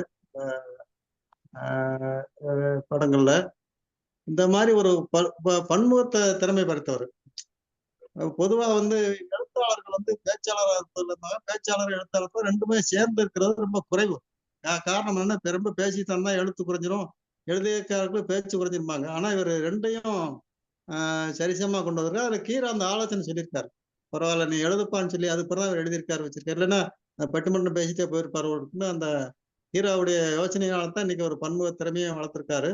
உண்மையிலே அந்த வேலை கீராவை பத்தி ஒரு இன்னைக்கு பதிவு செஞ்சதை மன நிறைவு கொள்கிறோம். அடுத்தபடியாக கதை சொல்லி இன்னைக்கு வந்து இது ஒரு என்ன சொல்றது, இப்போ நம்ம ஒருங்கிணைப்பாளர் வந்து சொல்லப்படாத கதைகள் பட்டியல கீரையும் பாம்புன்னு போட்டிருந்தாரு. அந்த கீரையும் பாம்பு தவறுங்கிறதுக்கு தான் நான் கீரையும் பாம்புன்னு போட்ட உடனே நான் தான் கதை போட்டு எனக்கு தேதி போட்டுருக்காரு. சரி, எப்படி போட்டாலும் பரவாயில்ல, நம்ம படிச்சு 2 பேரை உடனே நம்ம குட்டி சார் சொல்லி ஒரு PDF எடுத்துற சொல்லி ரெடி பண்ணி செஞ்சு ஓரளவு தயார் பண்ணானா அது நம்ம சொல்ல வேண்டிய கதை கிடையாது. ஆஹா, இந்த கதையை நம்ம எப்படி சொல்ல முடியும்? இந்த கதை வந்து உயிரோட்டமுள்ள கதை. நம்ம வந்து ஒரு தவறை சுட்டி காட்டுறோம்னா உடனே நம்ம ஏதோ விருப்பப்பட்டு காட்ட மாதிரி சொன்னான்ட்டு சொன்ன உடனே தான் பாரு, சரி நமக்கு தான் வாய்ப்பு இருக்கு. எப்பயுமே வந்து எங்க தாழ்தாரத்தை சொல்லுவாரு, நல்லா வேலை செய்யறது வேலையை தூக்கி அடுத்த மேல போடுறதா நல்லா வேலை செய்யறதும் பாரு. அது மாதிரி நான் எனக்கு கிடைச்ச ஒரு ஆளு அரசு கிடைச்சாரு. தற்செயலா ஒரு மெசேஜ் போட்டு விட்டேன். ரைட், ஓகே, நான் சொல்றேன், நான் எனக்கு அந்த வேலை தாசில்தார் சொன்ன வேலை செஞ்சாச்சு. நம்ம நல்லா வேலை செய்யறோம்னா அந்த வேலையை தூக்கி அடுத்த வகையில கொடுத்துடணும். அந்த வேலையை சொல்லிட்டாங்க. அதை கூட பரவாயில்ல. சினிமா தேட்டர்ல முந்தி வந்து படப்பெட்டி வராட்டி என்ன செய்ய, மத்தியானம் வராட்டி என்ன செய்யான்ட்டு டகான்னு இருக்கிற படப்பெட்டி விட்டு தூக்கி போலப்பான்னு சொல்லி ஒரு சினிமா போட்ட மாதிரி இன்னைக்கு தேதி 5ஆம் தேதிக்கு தான் அந்த கதை சொல்லியிருந்தா 5ஆம் தேதி பேசியிருந்தோம். அதையும் மாத்தி உடனே இன்னைக்கு 7 மணிக்கு தான் அவர் வந்து ஒருங்கில் நானும் போச்சுலாதான் ஒரு விருந்தினர்ல இருந்த கரிசல் இலக்கிய கூட்டத்துக்காக மாவட்ட ஆட்சியர்கிட்ட போய் விருந்தினர்ல போய் கேஸ் எல்லாம் பார்த்துட்டு 7 மணிக்கு அப்புறம் திரும்பிட்டே இருக்கோம். அந்த நேரம் 7 மணிக்கு தான் சொன்னார். 7 மணிக்கு சொன்னோன்னு உடனே திரும்பி அரசியல் போனோம்னா சரியா இருந்துச்சு. அதாவது நம்மளை நம்பி ஒரு பொறுப்பை கொடுக்குறாங்கன்னா அந்த பொறுப்பை நம்ம அதான் சொல்லணும், அந்த தாசில்தார் சொன்ன மாதிரி தூக்கி மாத்தி போடுறதுக்கு அந்த வேலை நம்ம தெரிஞ்சாளுங்க. நம்ம ஒரு சர்க்கஸ் கூடாரத்துல செய்யற மாதிரி அந்த அளவு உண்மையிலே அரசியலை பாராட்டணும். காரணம் என்னன்னா, அவருக்கு அந்த அரசியலுக்கு அந்த நோட்டீஸ்ல போட போறப்பல பேரை போட பொருள செய்ய பொருள வைக்க பொருள் இருந்தாலும் அந்த உடனே நான் வந்து சொல்றேன்னு வைக்க சொன்னாங்க. அந்த அவங்களுக்கு அவங்க உண்மையிலே எங்க டீச்சர் ரிட்டையர்மெண்ட்டுக்கு சாத்தூர்ல வந்து அந்த தமிழ்நாடு கலைஞர் பண்ண அந்த தனுஷ்கோடி ராமசாமி அரங்கத்துல வந்து அவங்க பேசினது இன்னைக்கு ஞாபகத்துல இருக்கு. அந்த அரண்டாக்டர் கூட அரண்டாக்டர் பத்தி ரொம்ப பெருமைப்பட்டாங்க. இவங்க டீமே வந்தாங்க, ஒரு 5-6 குடும்பத்தேர்ந்து ஒரு 12-13 பேர் வந்தாங்க. அன்னைக்கு கூட மத்த யாரையும் கூப்பிடல, ரொம்ப நம்ம குறைவான ஆட்களை கூப்பிட்டுருந்தோம். அந்த அன்னைக்கு இருந்து இவங்க கலை இலக்கிய மன்றத்துல அந்த நிகழ்ச்சிகளை வந்து பங்கெடுத்துக்கிட்டு செய்றாங்க. அவங்கள பத்தி உண்மையிலேயும் அந்த கதையில வந்து கீரியும் பாம்புங்கிற கதைய அருமையாம அந்த அந்த கீரா என்ன நோக்கத்துல கீரா வந்து இப்ப எல்லா குடும்பங்களையும் இந்த இருக்குன்னு சொல்லல. இப்படியும் இருக்குங்கிற ஒரு கதையை காட்டுறக்கா அந்த கதையை எழுதியிருக்காங்க. அதுல இருந்து நாம் புரிந்து கொள்ள வேண்டிய விஷயங்கள் நிறைய இருக்கு. அந்த வகையில அந்த கதையை புரிந்து கொண்டு அந்த மனம் நிறைந்த அரசியலுக்கு மறுபடியும் நான் வாழ்த்துக்களை சொல்லிக்கிட்டு நன்றி தெரிவிக்கிறேன். வணக்கம். நன்றி தோழமையே. கதையை அழகா அம்மா கையில மாத்தியாச்சு. ஏன்னா அது கொஞ்சம் சிக்கலான கதை. அப்புறம் அங்க ரேவதி அம்மா உண்டு இல்லைன்னு பண்ணிடுவாங்க. ஏங்க நீங்க எவ்வளவு நல்லா இருக்கீங்க, நீங்க ஏங்க இந்த கதையை சொன்னீங்கன்னு ஏதாவது அம்மா விமர்சனம் பண்ணிடுவான்னு ஒரு நல்ல எண்ணம் தான். ஆனா நல்லா இருந்தது. நவநீதன் ஐயாவும் நவநீதன் ரொம்ப அடக்கமா இந்த சொல்லியிருக்கிறாரு. இல்ல அந்த கதையில நவநீதன் வரவும் தான் நான் முடிவு பண்ணேன். ஆமா ஆமா, அப்படின்னு. நவநீதன் அடக்கமா தான் இருக்கணும். இல்ல ஆனா இல்ல, இந்த உண்மையிலே இந்த ரேவதி கதையை அம்மா இல்ல ரேவதி அம்மா ரொம்ப கொடுத்து வச்சவங்க. அவரை உண்மையில ரொம்ப எது சொன்னாலும் இயல்பா ஆ, சரி ஆமா சரிங்க. ஆமா ஆமா ஆமா. அதெல்லாம் யாருக்கு கொடுத்து வைக்கும்? அதெல்லாம் உண்மையில இல்ல, ரேவதி கொடுத்து வச்சவங்க. அன்புக்கு நாலடிமைன்ற மாதிரி இருக்கணும், வேற ஒண்ணும் இல்ல. ஆமா, ஆமா, ஆமா. பேராசிரியரை ஆ, இந்த கதைய பெண்கள் தான் சொல்லணும். ஓ அதனால அந்த அரச்செல்வி அம்மாவை பாராட்டி வாழ்த்துகிறேன். ரொம்ப நன்றி மகிழ்ச்சி. நன்றி நன்றி. நன்றி நன்றி நன்றி தோழமையா. அடுத்ததாக அம்மா மேரியம்மா. வணக்கம். வணக்கம்மா. எழுத்தாளர் லட்சுமண பெருமாள் அவர்கள் கீராவும் நானும் அப்படிங்கிற அந்த நிகழ்வு வந்து கீரா இருந்த போது நான் மலர்வளை வைத்தேன் அப்படி சொல்லும்போது அது மிகவும் நெகிழ்வான தருணமா இருந்துச்சு. அவர் வந்து அதை ஒரு கனத்த இதயத்தோட பதிவு செய்தார். அது நிஜமாலுமே அந்த நிலைமையில அங்க நாமளும் கூட இருக்கிறோமோ அப்படிங்கிற ஒரு உணர்வு வந்து ஏற்படுத்துச்சு. ரொம்ப அருமையா அவருடைய கீரா என்ன சொன்னாரு, எழுத்தாளரா இருங்க அப்படிங்கிற சொன்னதெல்லாம் வந்து ரொம்ப அழகா ரொம்ப மென்மையா பதிவு செய்திருந்தாரு. ரொம்ப அருமையான ஒரு அந்த நிகழ்வு ரொம்ப அருமையா நல்லா இருந்துச்சு. அதே போல அரச்செல்வி அம்மா அவர்கள் மிகவும் அருமையா கதை சொன்னாங்க. அந்த கீரியும் பாம்பு அப்படிங்கிறது நிறைய வீடுகள் இன்னைக்கு நம்ம பாக்குறோம், கண்கூட பார்த்துட்டு இருக்கிறோம். நாங்களும் இங்க நிறைய சில வீடுகள்ல பார்க்கும்போது கஷ்டமா இருக்கு. ஏன் இப்படி இருக்காங்க மாமியார் மருமகள் இப்படி இருக்காங்க, இந்த உறவு ஏன் இவ்வளவு முரண்பட்டு போகுது? வரக்கூடிய பெண்ணை வந்து மாமியாரும் தன் மகள் போல நினைச்சிட்டா ஒரு பிரச்சனையும் இல்லை. அதே போல தன்னுடைய மகனை வந்து ரொம்ப மகனையே வச்சுக்கணும், ஒரு பொசசிவ்னஸ் அதான் வந்து இவ்வளவுத்துக்கும் காரணம் அப்படிங்கிறது தெரியுது. 2 பேருமே இல்ல இந்த உறவு நிலையில இருந்து அந்த உறவு நிலைக்கு மாறி போறான் அவ்வளவுதான் அப்படிங்கறத மாமியாரும் புரிஞ்சுக்கணும். மருமகளை வந்து அம்மாங்கிற உறவு நிலை வேற, மனைவிங்கிற உறவு நிலை வேற. அது 2க்கும் இருக்கக்கூடிய அந்த அந்த அர்த்தம், அந்த கருத்து என்ன அப்படிங்கறது உள்வாங்கிட்டாங்கன்னா இந்த மாதிரி பிரச்சனைகள்லாம் வர்றதுக்கு வாய்ப்பே இல்லை. இது நிறைய குடும்பங்கள்ல நாங்க வந்து பார்க்கும்போது ரொம்ப கஷ்டமா இருக்கு.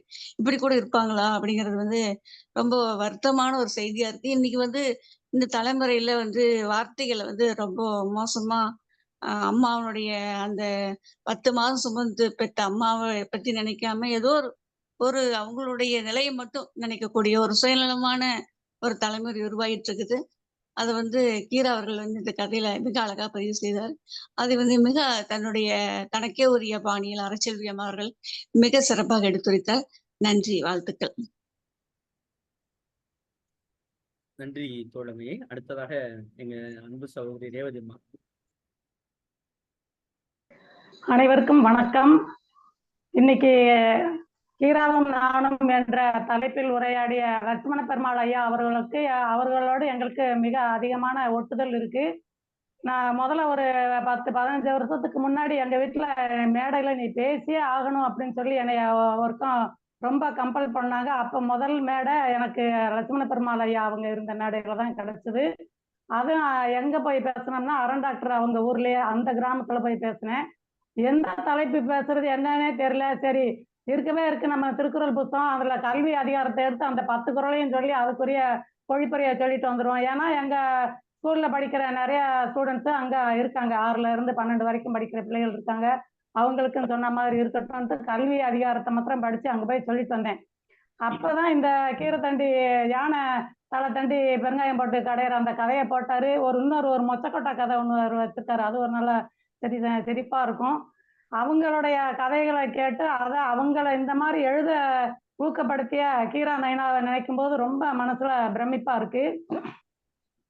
அடுத்து என்னுடைய தோழி டக்குன்னு சொன்னதுமே அவ சரின்னு சொல்லிட்டா. அந்த இதுல வந்து அவளை நீங்க எவ்வளவு பாராட்டுறீங்களோ அது எல்லாமே அந்த மகிழ்ச்சி எனக்கு ரொம்ப வந்து சேரும். ஏன்னா பூவோட சேர்ந்த நாரும் மணக்கும் அப்படின்ற மாதிரி நாங்க 2 பேரும் சின்னதுல இருந்தே ரொம்ப இதா இருந்தோம். அந்த தகுதியான நபரை தான் இன்னைக்கு தேர்ந்தெடுத்திருக்காங்க. தகுதியான கதை. எங்க சாரு வந்து இவர் நம்ம முருகன் ஐயா கீரையும் பாம்பும்னு எழுதியிருக்காருங்கிறத தலைப்பை சரிப்படுத்தி எழுதணும்னு தான் எழுதிட்டு எழுதவும் அவர்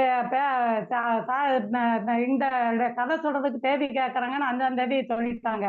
ஏன் நான் சென்னையில இருந்தேன், புக்கு என்கிட்ட இருந்தது. அதனால நீ அந்த புக்கை எடுத்து அந்த கதையை போட்டோ எடுத்து அனுப்புனாங்க. நான் அனுப்பி விட்டுட்டேன். அனுப்பி விட்டுட்டு நான் படித்தேன். என்ன இப்படி ஒரு கதையை போய் தேர்ந்தெடுத்திருக்கிறாரு, நவநீதன்னு பேர் வந்ததுனால தேர்ந்தெடுத்துட்டாரோ அப்படின்னு அப்படி நினைச்சேன். அதுக்கு பிறகுதான் தெரியும் இந்த மாதிரி தலைப்பை தான் நான் பிரித்து போட்டேன். அவர் நான் தான் பேச ஆசைப்படுறேன்னு போட்டாரு. என்ன செய்யான்னு மாட்டினாரு. மகனை பேசுங்க, நல்லா இந்த கதையை சொல்லுங்கன்னு நான் நினைச்சேன். அப்புறம் பாத்தீங்கன்னா இது உண்மைதான். எங்க எங்க அம்மா கூட பிறந்தவங்க 8, 4 பொண்ணு 4 பையன். எங்க அம்மா தான் எல்லாருக்கும் மூத்தது, இவர் எல்லாருக்கும் கடைசி. எங்க பாட்டி இறந்து போயிடுச்சு இவர் பிறந்த கொஞ்ச நாள்லயே. எங்க தாத்தா 2வது ஒரு கல்யாணம் முடிச்சுட்டாரு. அந்த 2வது வந்த பாட்டி தான் இந்த மாமால இருந்து எல்லாரையுமே வளர்த்தது. அதுக்கு பிறகு எங்க அம்மா கல்யாணம் முடிச்சு போன பிறகு அப்ப இந்த மாமா வந்து அவர் கைப்பிள்ளையா இருந்து வளர்ந்ததுனால அந்த அம்மாவுக்கு இது மேல ரொம்ப அட்டாச்மெண்ட் இருக்கும். எனக்கு அடுத்து தங்கச்சியை தான் இவருக்கு கட்டி வைக்கணும்னு அவங்க ரொம்ப ஆசைப்பட்டாங்க. ஆனா அது காலத்தின் கட்டாயம் நான் வந்து கல்யாணம் முடிக்கிற மாதிரி ஆயிடுச்சு. இவர் வெளியே போகவும் பாட்டி என் கூட சண்டை போட்டுட்டே இருக்கும்.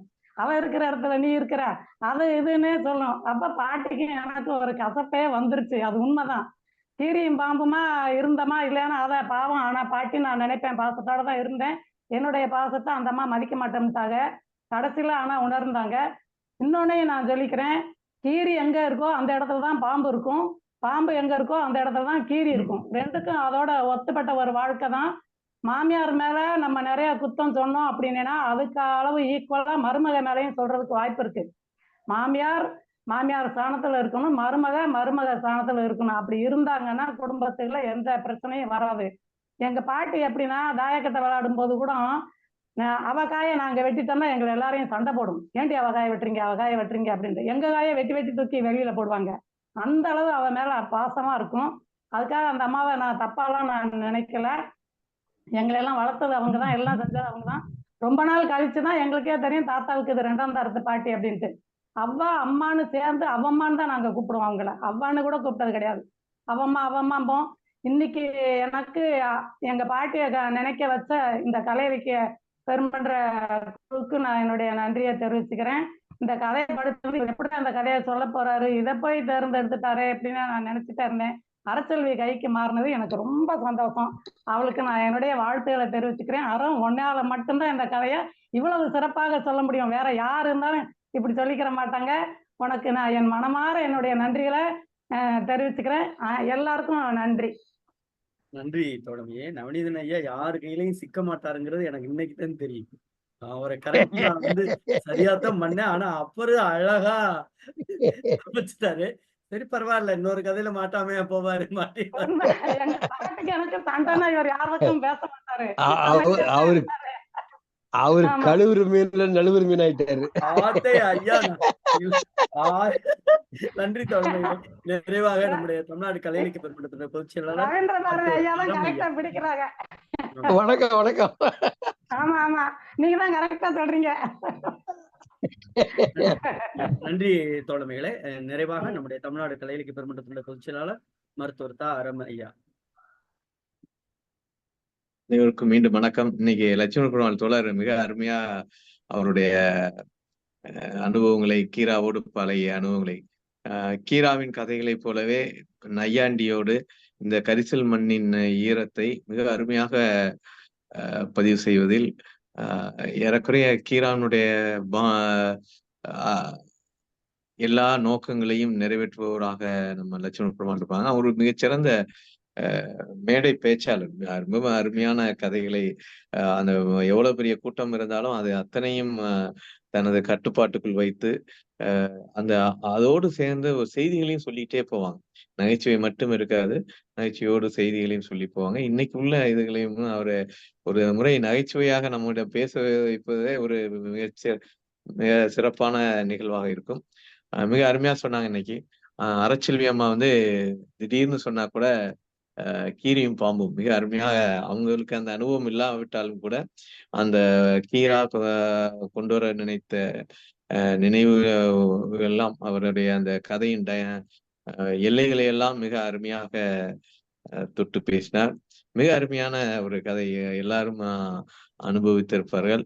ஒரு சிலர் தான் அறச்செல்வி வீட்டில் உள்ளது போல, அறச்செல்வி அம்மா வீட்டில் உள்ளது போல அவங்களும் அவங்களுடைய மருமகளும் ஒத்து போகக்கூடியது இருக்கும்.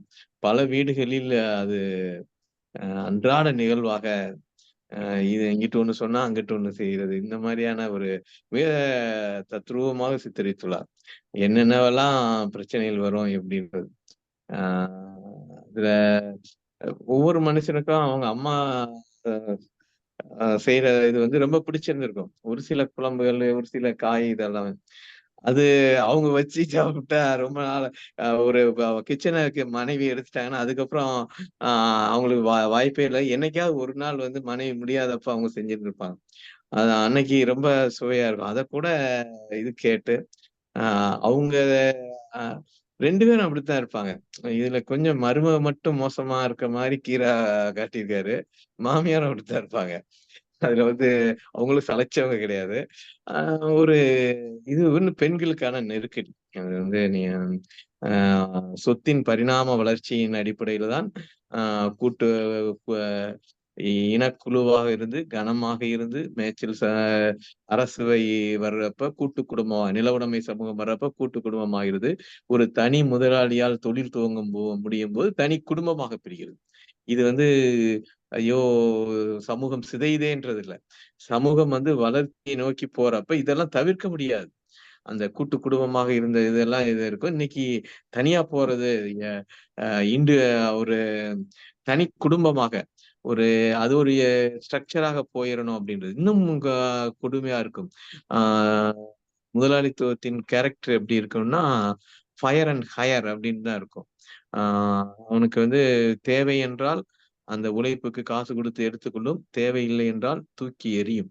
அப்படி கூட சமூகங்கள் மாறுமோ அப்படின்ற ஒரு இது கூட இருக்கும். ஒரு அப்பாவினுடைய ஒரு கதையில கூட ஒரு பேங்க் எம்ப்ளாயியா இருக்கவர் இறந்து போயிடுவார். அந்த அம்மா எதை சொல்லி அழுகும் அப்படின்னா, அவருக்கு வந்து 4 தங்கை, கல்யாணம் முடிக்காத தங்கை இருப்பான். நீ மாசம் அப்ப வந்து பேங்க் எம்ப்ளாயிக்கு வந்து 8000 ரூபாய் சம்பளம். அந்த அம்மாவுடைய மொத்த அழுகையும் மாசம் 8000 ரூபாய். அது வந்து சாத்தூர் தேரோட்டத்துல சக்கரத்துல வந்து இறந்து போயிட்டாரு. அதை கதையா எழுதியிருந்தாரு. அப்ப அந்த அம்மாவுடைய மொத்த அழுகையினுடைய சாரமே மாசம் நீ 8000 சொலையா வந்து தருவியே, இனிமே யாரு தருவா? அப்ப ஒரு உறவுன்றதே பணத்தால் அடிப்படையானதாக மாறிவிடும். இன்னும் கொஞ்ச நாள்ல கூட நான் சொல்லிக்கிட்டு இருப்பேன் இதுல, உங்களுக்கு குடும்பத்துக்கு தேவையில்லை என்றால் வயதானவர்களையும் புறக்கணிப்பார்கள். ஒரு கட்டத்தில் மனைவி குழந்தை பெற்று கொடுத்து விட்டால் மனைவியே வச்சு வாழணுமான்ற சிந்தனையெல்லாம் வந்துவிடும். அந்த மாதிரியான ஒரு உலகம் போய்கிட்டு இருக்கு. ஆனால் இதை மீட்டெடுக்க வேண்டும். மனித உறவுகளை, மனித மாண்புகளை நாம் மீட்டெடுக்க வேண்டும். ஆனால் உலகம் இப்படி போய்கிட்டு இருக்கு. இதுக்கு வந்து ஒரு நல்ல அருமையான ஒரு இருவரும் பெண்கள் தான். இந்த பெண்களுக்குள்ள உள்ள உறவுகளை மிக சத்துருவமாக மிக கலை நயத்தோடு அவர் கேட்ட கடைசி கேள்வி என்னன்றத கீரா சொல்லாம முடிச்சிட்டார். அது வந்து நீ ஆம்பளையான்னு கேட்டிருந்திருக்கலாமோ அப்படின்ற ஒரு யோசனையோட நமக்கு தோணுது. அது வந்து பிரம்மாஸ்திரம் பூமி நடுங்குச்சு அப்படி இப்படின்னு ஒரு பில்டப் கொடுத்து அவ என்ன கேட்டான்றது சொல்லாம இந்த விவகாரத்தை கேட்டிருப்பாளா, இல்ல அப்படி இருக்குமா அப்படின்றதெல்லாம் நம்மளை சிந்திக்க வைத்து விட்டு கீரா இதோட முடித்து விட்டார். மிக அருமையான கதை. அம்மா அரசெல்வி அம்மா வந்து இந்த சூழல் சிறிதும் அவங்க வீட்டுல இல்லைனாலும் அந்த உணர்வுகளை எல்லாம் வெளியே கொண்டாடுற விதத்தில் மிக அருமையாக கதை சொன்னார்கள். இருவருக்கும் நன்றி. நன்றி பொது செயலாளர் அவர்களே. பதிவு பின்னூட்டம் பார்க்கலாம். ஐயா ஒரு நிமிஷம். அம்மா நான் வாய்ப்பு தரேன். கீரா ஐயாவை பற்றிய நினைவலைகள் அருமை காலத்திற்கும் பொருத்தமான கதையை கீரா எழுதியுள்ளார். அதை அறச்செல்வி சகோதரி கதையும் நன்றாக சொல்லி பின்னூட்டமும் சொல்லி இருக்கிறார். வாழ்த்துக்கள். மேரியம்மா கீராவும் நானும் நிகழ்வில் எழுத்தாளர் லட்சுமண பெருமாள் அவர்கள் சிறப்பாக தனது நினைவலைகளை பதிவு செய்தார். அறச்செல்வி அம்மா தனது கணீர் என்ற குரலில் கதையை தன் வாழ்வின் நிகழ்வுகளோடு எடுத்துரைத்த மிகவும் சிறப்பு. வாழ்த்துக்கள். செஞ்சி தமிழினியன் சிறப்பு, அருமை அம்மையார் கதை சொல்லி முடித்தார், வாழ்த்துக்கள் அப்படின்னு போட்டிருக்காங்க. அரசொல்லியம்மா, உங்களுடைய நிறைவு கருத்து. மீண்டும் அனைவருக்கும் வணக்கம். எங்க வீட்டுல வந்து நிதித்துறை, உணவுத்துறை, சுகாதாரத்துறை, பாதுகாப்புத்துறை எல்லாம் நான் எடுத்துப்பேங்க. மருமகள்களுக்கு சுற்றுலாத்துறை, விளையாட்டுத்துறை, பொழுதுபோக்கு துறையை கொடுத்துருவேன். அதனால எங்க குடும்பத்துல இந்த பிரச்சனைகள்ன்றதே இல்ல. அடுத்து இன்னைக்கு இந்த கதையோட கதாநாயகி லோகா. எங்க அம்மா பேரு உலகம்பாள், அப்பா பேரு சேர்லாதன், அப்பா டீச்சர், அம்மா போஸ்ட் மாஸ்டர்.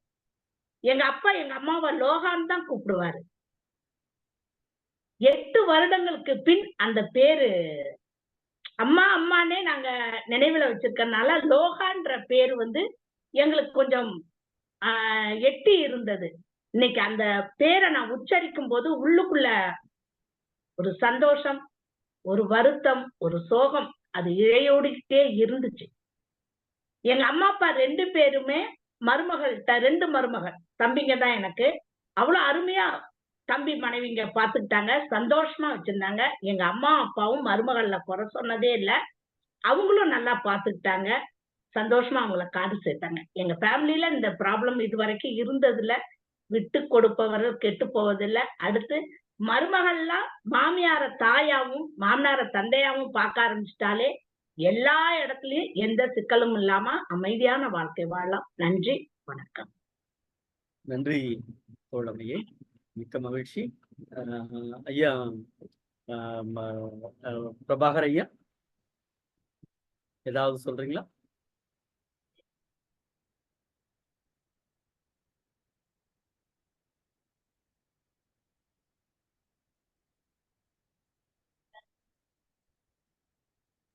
ஐயா ஆன் பண்ணலாம், மைக் ஆன் பண்ணலாம்.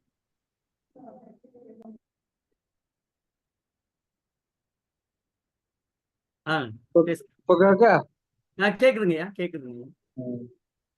அண்ணாச்சி லட்சுமண பெருமாள் அண்ணாச்சி வந்து சின்ன நைனான்னு பேர் எடுத்தவங்க. அப்பா மாதிரி நைனா, நைனா சின்ன நைனா. அவர் கோயில்பட்டி வட்டத்துல எழுத்தாளர்கள் பூராமேவும் அவரை அண்ணாச்சி லட்சுமண பெருமாள் அண்ணாச்சி சின்ன நைனான்னு கூப்பிடுவாங்க. கீரா, குட்டி கீரா, அப்படி அவருடைய எழுத்து ஒவ்வொரு கதையெல்லாம் அப்பாவை தாண்டி இருக்கும். அந்த மாதிரியான அவருடைய எழுத்து திறமை அவர்கிட்ட. நானே அவருடைய 2 இதை நான் வாசிச்சிருக்கேன். ரொம்ப பிரமாதமான ஒரு எழுத்து, ஒரு திறமை அவர்கிட்ட இருந்தாலும் இந்த வில்லுப்பாட்டு, இந்த மாதிரி பட்டிமன்றம், இந்த சிந்தனையும் அவர்கிட்ட உண்டு. ஆனா ரொம்ப திறமையான ஒரு மனிதர் அவர் இன்னைக்கு வந்து பொதுச் செயலாளர் அவரை கொண்டு வந்து பேச வச்சது ரொம்ப சந்தோஷமா இருக்கு. நிகழ்ச்சி கதை அந்த அம்மா கதை சொன்ன விதமும் அருமை, நல்ல அருமையா சொன்னாங்க. பாராட்டுக்கள். நன்றி, வணக்கம். நன்றி ஆளுமணி. பொதுச் செயலாளரே, நாளைய நிகழ்வுக்கு போயிடலாமா? நாளை கதை ஒரு காதல் கதை. திரு சபீர் முகமது சொல்றாங்க. நாளை புதுச்சேரியை சேர்ந்த எழுத்தாளர் சீனு தமிழ்மணி கீராவும் நானும் என்ற தலைப்பில் அவருடைய அனுபவங்களை பகிர வருகிறார். நன்றி பொதுச் செயலாளரே. தோழமைகளே, ஆளுமைகளே, நல்ல கதையை கீரா ஐயா எழுதியிருந்தாலும் அந்த கதையை ஒவ்வொரு காலகட்டத்திலும் மீண்டும் மீண்டும் ஒரு மீள் உருவாக்கம் போல அதை அந்த கால சூழலுக்கு ஏற்ற கருத்துக்களோடு ஒப்பிட்டு பயணிப்பது என்பது கதை படைப்பாளனுக்கு நாம் செய்யக்கூடிய மிகப்பெரிய நன்றி கடனா. அந்த அடிப்படையில் இந்த கதையை ஒரு ஒப்பீடோடு பயணித்த அரசொல்வி அம்மாவிற்கு தமிழ்நாடு கலை இலக்கிய பெருமன்றத்தின் சார்பாக நெஞ்சம் நிறைந்த வாழ்த்துக்களும் பாராட்டுகளும். இந்த கதையில் ஒரே ஒரு செய்தி தான், மாமியாவிடம் மருமகளும் சேரும் முன்பாக ஒரு மகளை அம்மா சரியாக அனுப்பினால் கீரியும் பாம்பும் என்கிற நிலை ஏற்படாது என்றே பார்க்கும். அதுதான் காரணம். ஒரு ஒரு ஒரு மருமக நல்லா இருக்காங்க, நல்ல பிள்ளையா இருக்காங்க, மாமியோட ஒரு தாய்மையோடு அம்மா என்கிற உணர்வோடு இருக்கிறார்கள் என்றால் அவர்கள் பெற்றோர்கள் அவர்களை சரியாக வழிநடத்தி இருக்கிறார்கள், நெறிப்படுத்தி இருக்கிறார்கள். அதற்கு அந்த பெற்றோருக்கு நாம் நன்றி கடனோடு இருக்க வேண்டும். அப்படி இல்லை என்றாலும் அதுல இருக்கக்கூடிய பெரும் பங்கு பெற்றோருக்கும் இருக்கிறது. ஆக ஒவ்வொரு பெற்றோரும் தன் மகளை வளர்க்கின்ற பொழுது, தன் மகள் மட்டும் கிடையாது, மகனை வளர்க்கின்ற பொழுது, ஒருவேளை அப்படி ஒரு வீட்டம்மா வந்துட்டா கூட நீ ஒழுங்கா பாத்துக்கடா அப்படின்னு மகனையும் ஒரு ஒரு சொல்லி வளர்க்க வேண்டிய பொறுப்பும் கடமையும் இந்த காலகட்டத்தில் இருக்கக்கூடிய பெற்றோருக்கு இருப்பதாகவே நாம் பார்க்கிறோம். அப்படி இந்த சிறந்த கதையை சொல்லிய அறச்சொல்லி அம்மாவிற்கு தமிழ்நாடு கலை இலக்கிய பெருமன்றத்தின் சார்பாக நெஞ்சிருந்த வாழ்த்துக்களையும் பாராட்டுகளும் சொல்லி, பன்முகத்தன்மை மிக்க லட்சுமண பெருமாள் ஐயா இன்றைக்கு நம்மோடு இணைந்தார். அவருக்கும் நன்றியை சொல்லி, பின்னூட்டம் தந்த ஆளுமைகளுக்கும், ஒவ்வொரு நாளும் நம்மோடு பயணிக்கிற கீரா ஐயா அவருடைய மகனார் அவர்களுக்கும் தமிழ்நாடு கலை இலக்கிய பெருமன்றத்தின் சார்பாக நெஞ்சமுணர்ந்த வாழ்த்துக்களையும் பாராட்டுகளையும் சொல்லி, தோழமைகளே, ஆளுமைகளே, நாளைய தினம் இரவு 8 மணிக்கு கீரா ஐயா அவர்களின் கதைகளோடு தமிழ்நாடு கலை இலக்கிய பெருமன்றம் உங்களோடு நன்றியும் வாழ்த்துக்களும். அதற்கு முன்பாக சிவசுப்பிரமணிய நாளைக்கு ராஜபாளையம் நான் வர்றேன். என்னுடைய நண்பர் அவருடைய மகளோட திருமணம் வந்துட்டு நைட்டே திரும்புறேன். ஏன்னா நீங்க அப்புறம் சொல்லிடக்கூடாது இருக்காண்டி, வேற ஒன்றும் கிடையாது. அங்க பர்னிச்சர் வச்சிருக்காரு ஒருத்தர் நண்பர் தான், அவருடைய மகளுடைய இல்ல திருமணத்துக்கு போறேன். நன்றி. லீவு இல்ல லீவ் எல்லாம் கிடையாது. பாத்தி எங்க பொண்ணு இருக்கா, அவங்க அப்பா மாதிரி எங்க தனுஷ்கோடியா மாதிரி கம்பெடுத்துருவாங்க, என்னது அப்படின்ட்டுருவாங்க. நன்றி தோழர்களே. நாளை தினம் 8 மணிக்கு தமிழ்நாடு கலை இலக்கிய பெருமன்றம் உங்களோடு நன்றியும் வாழ்த்துக்களும்.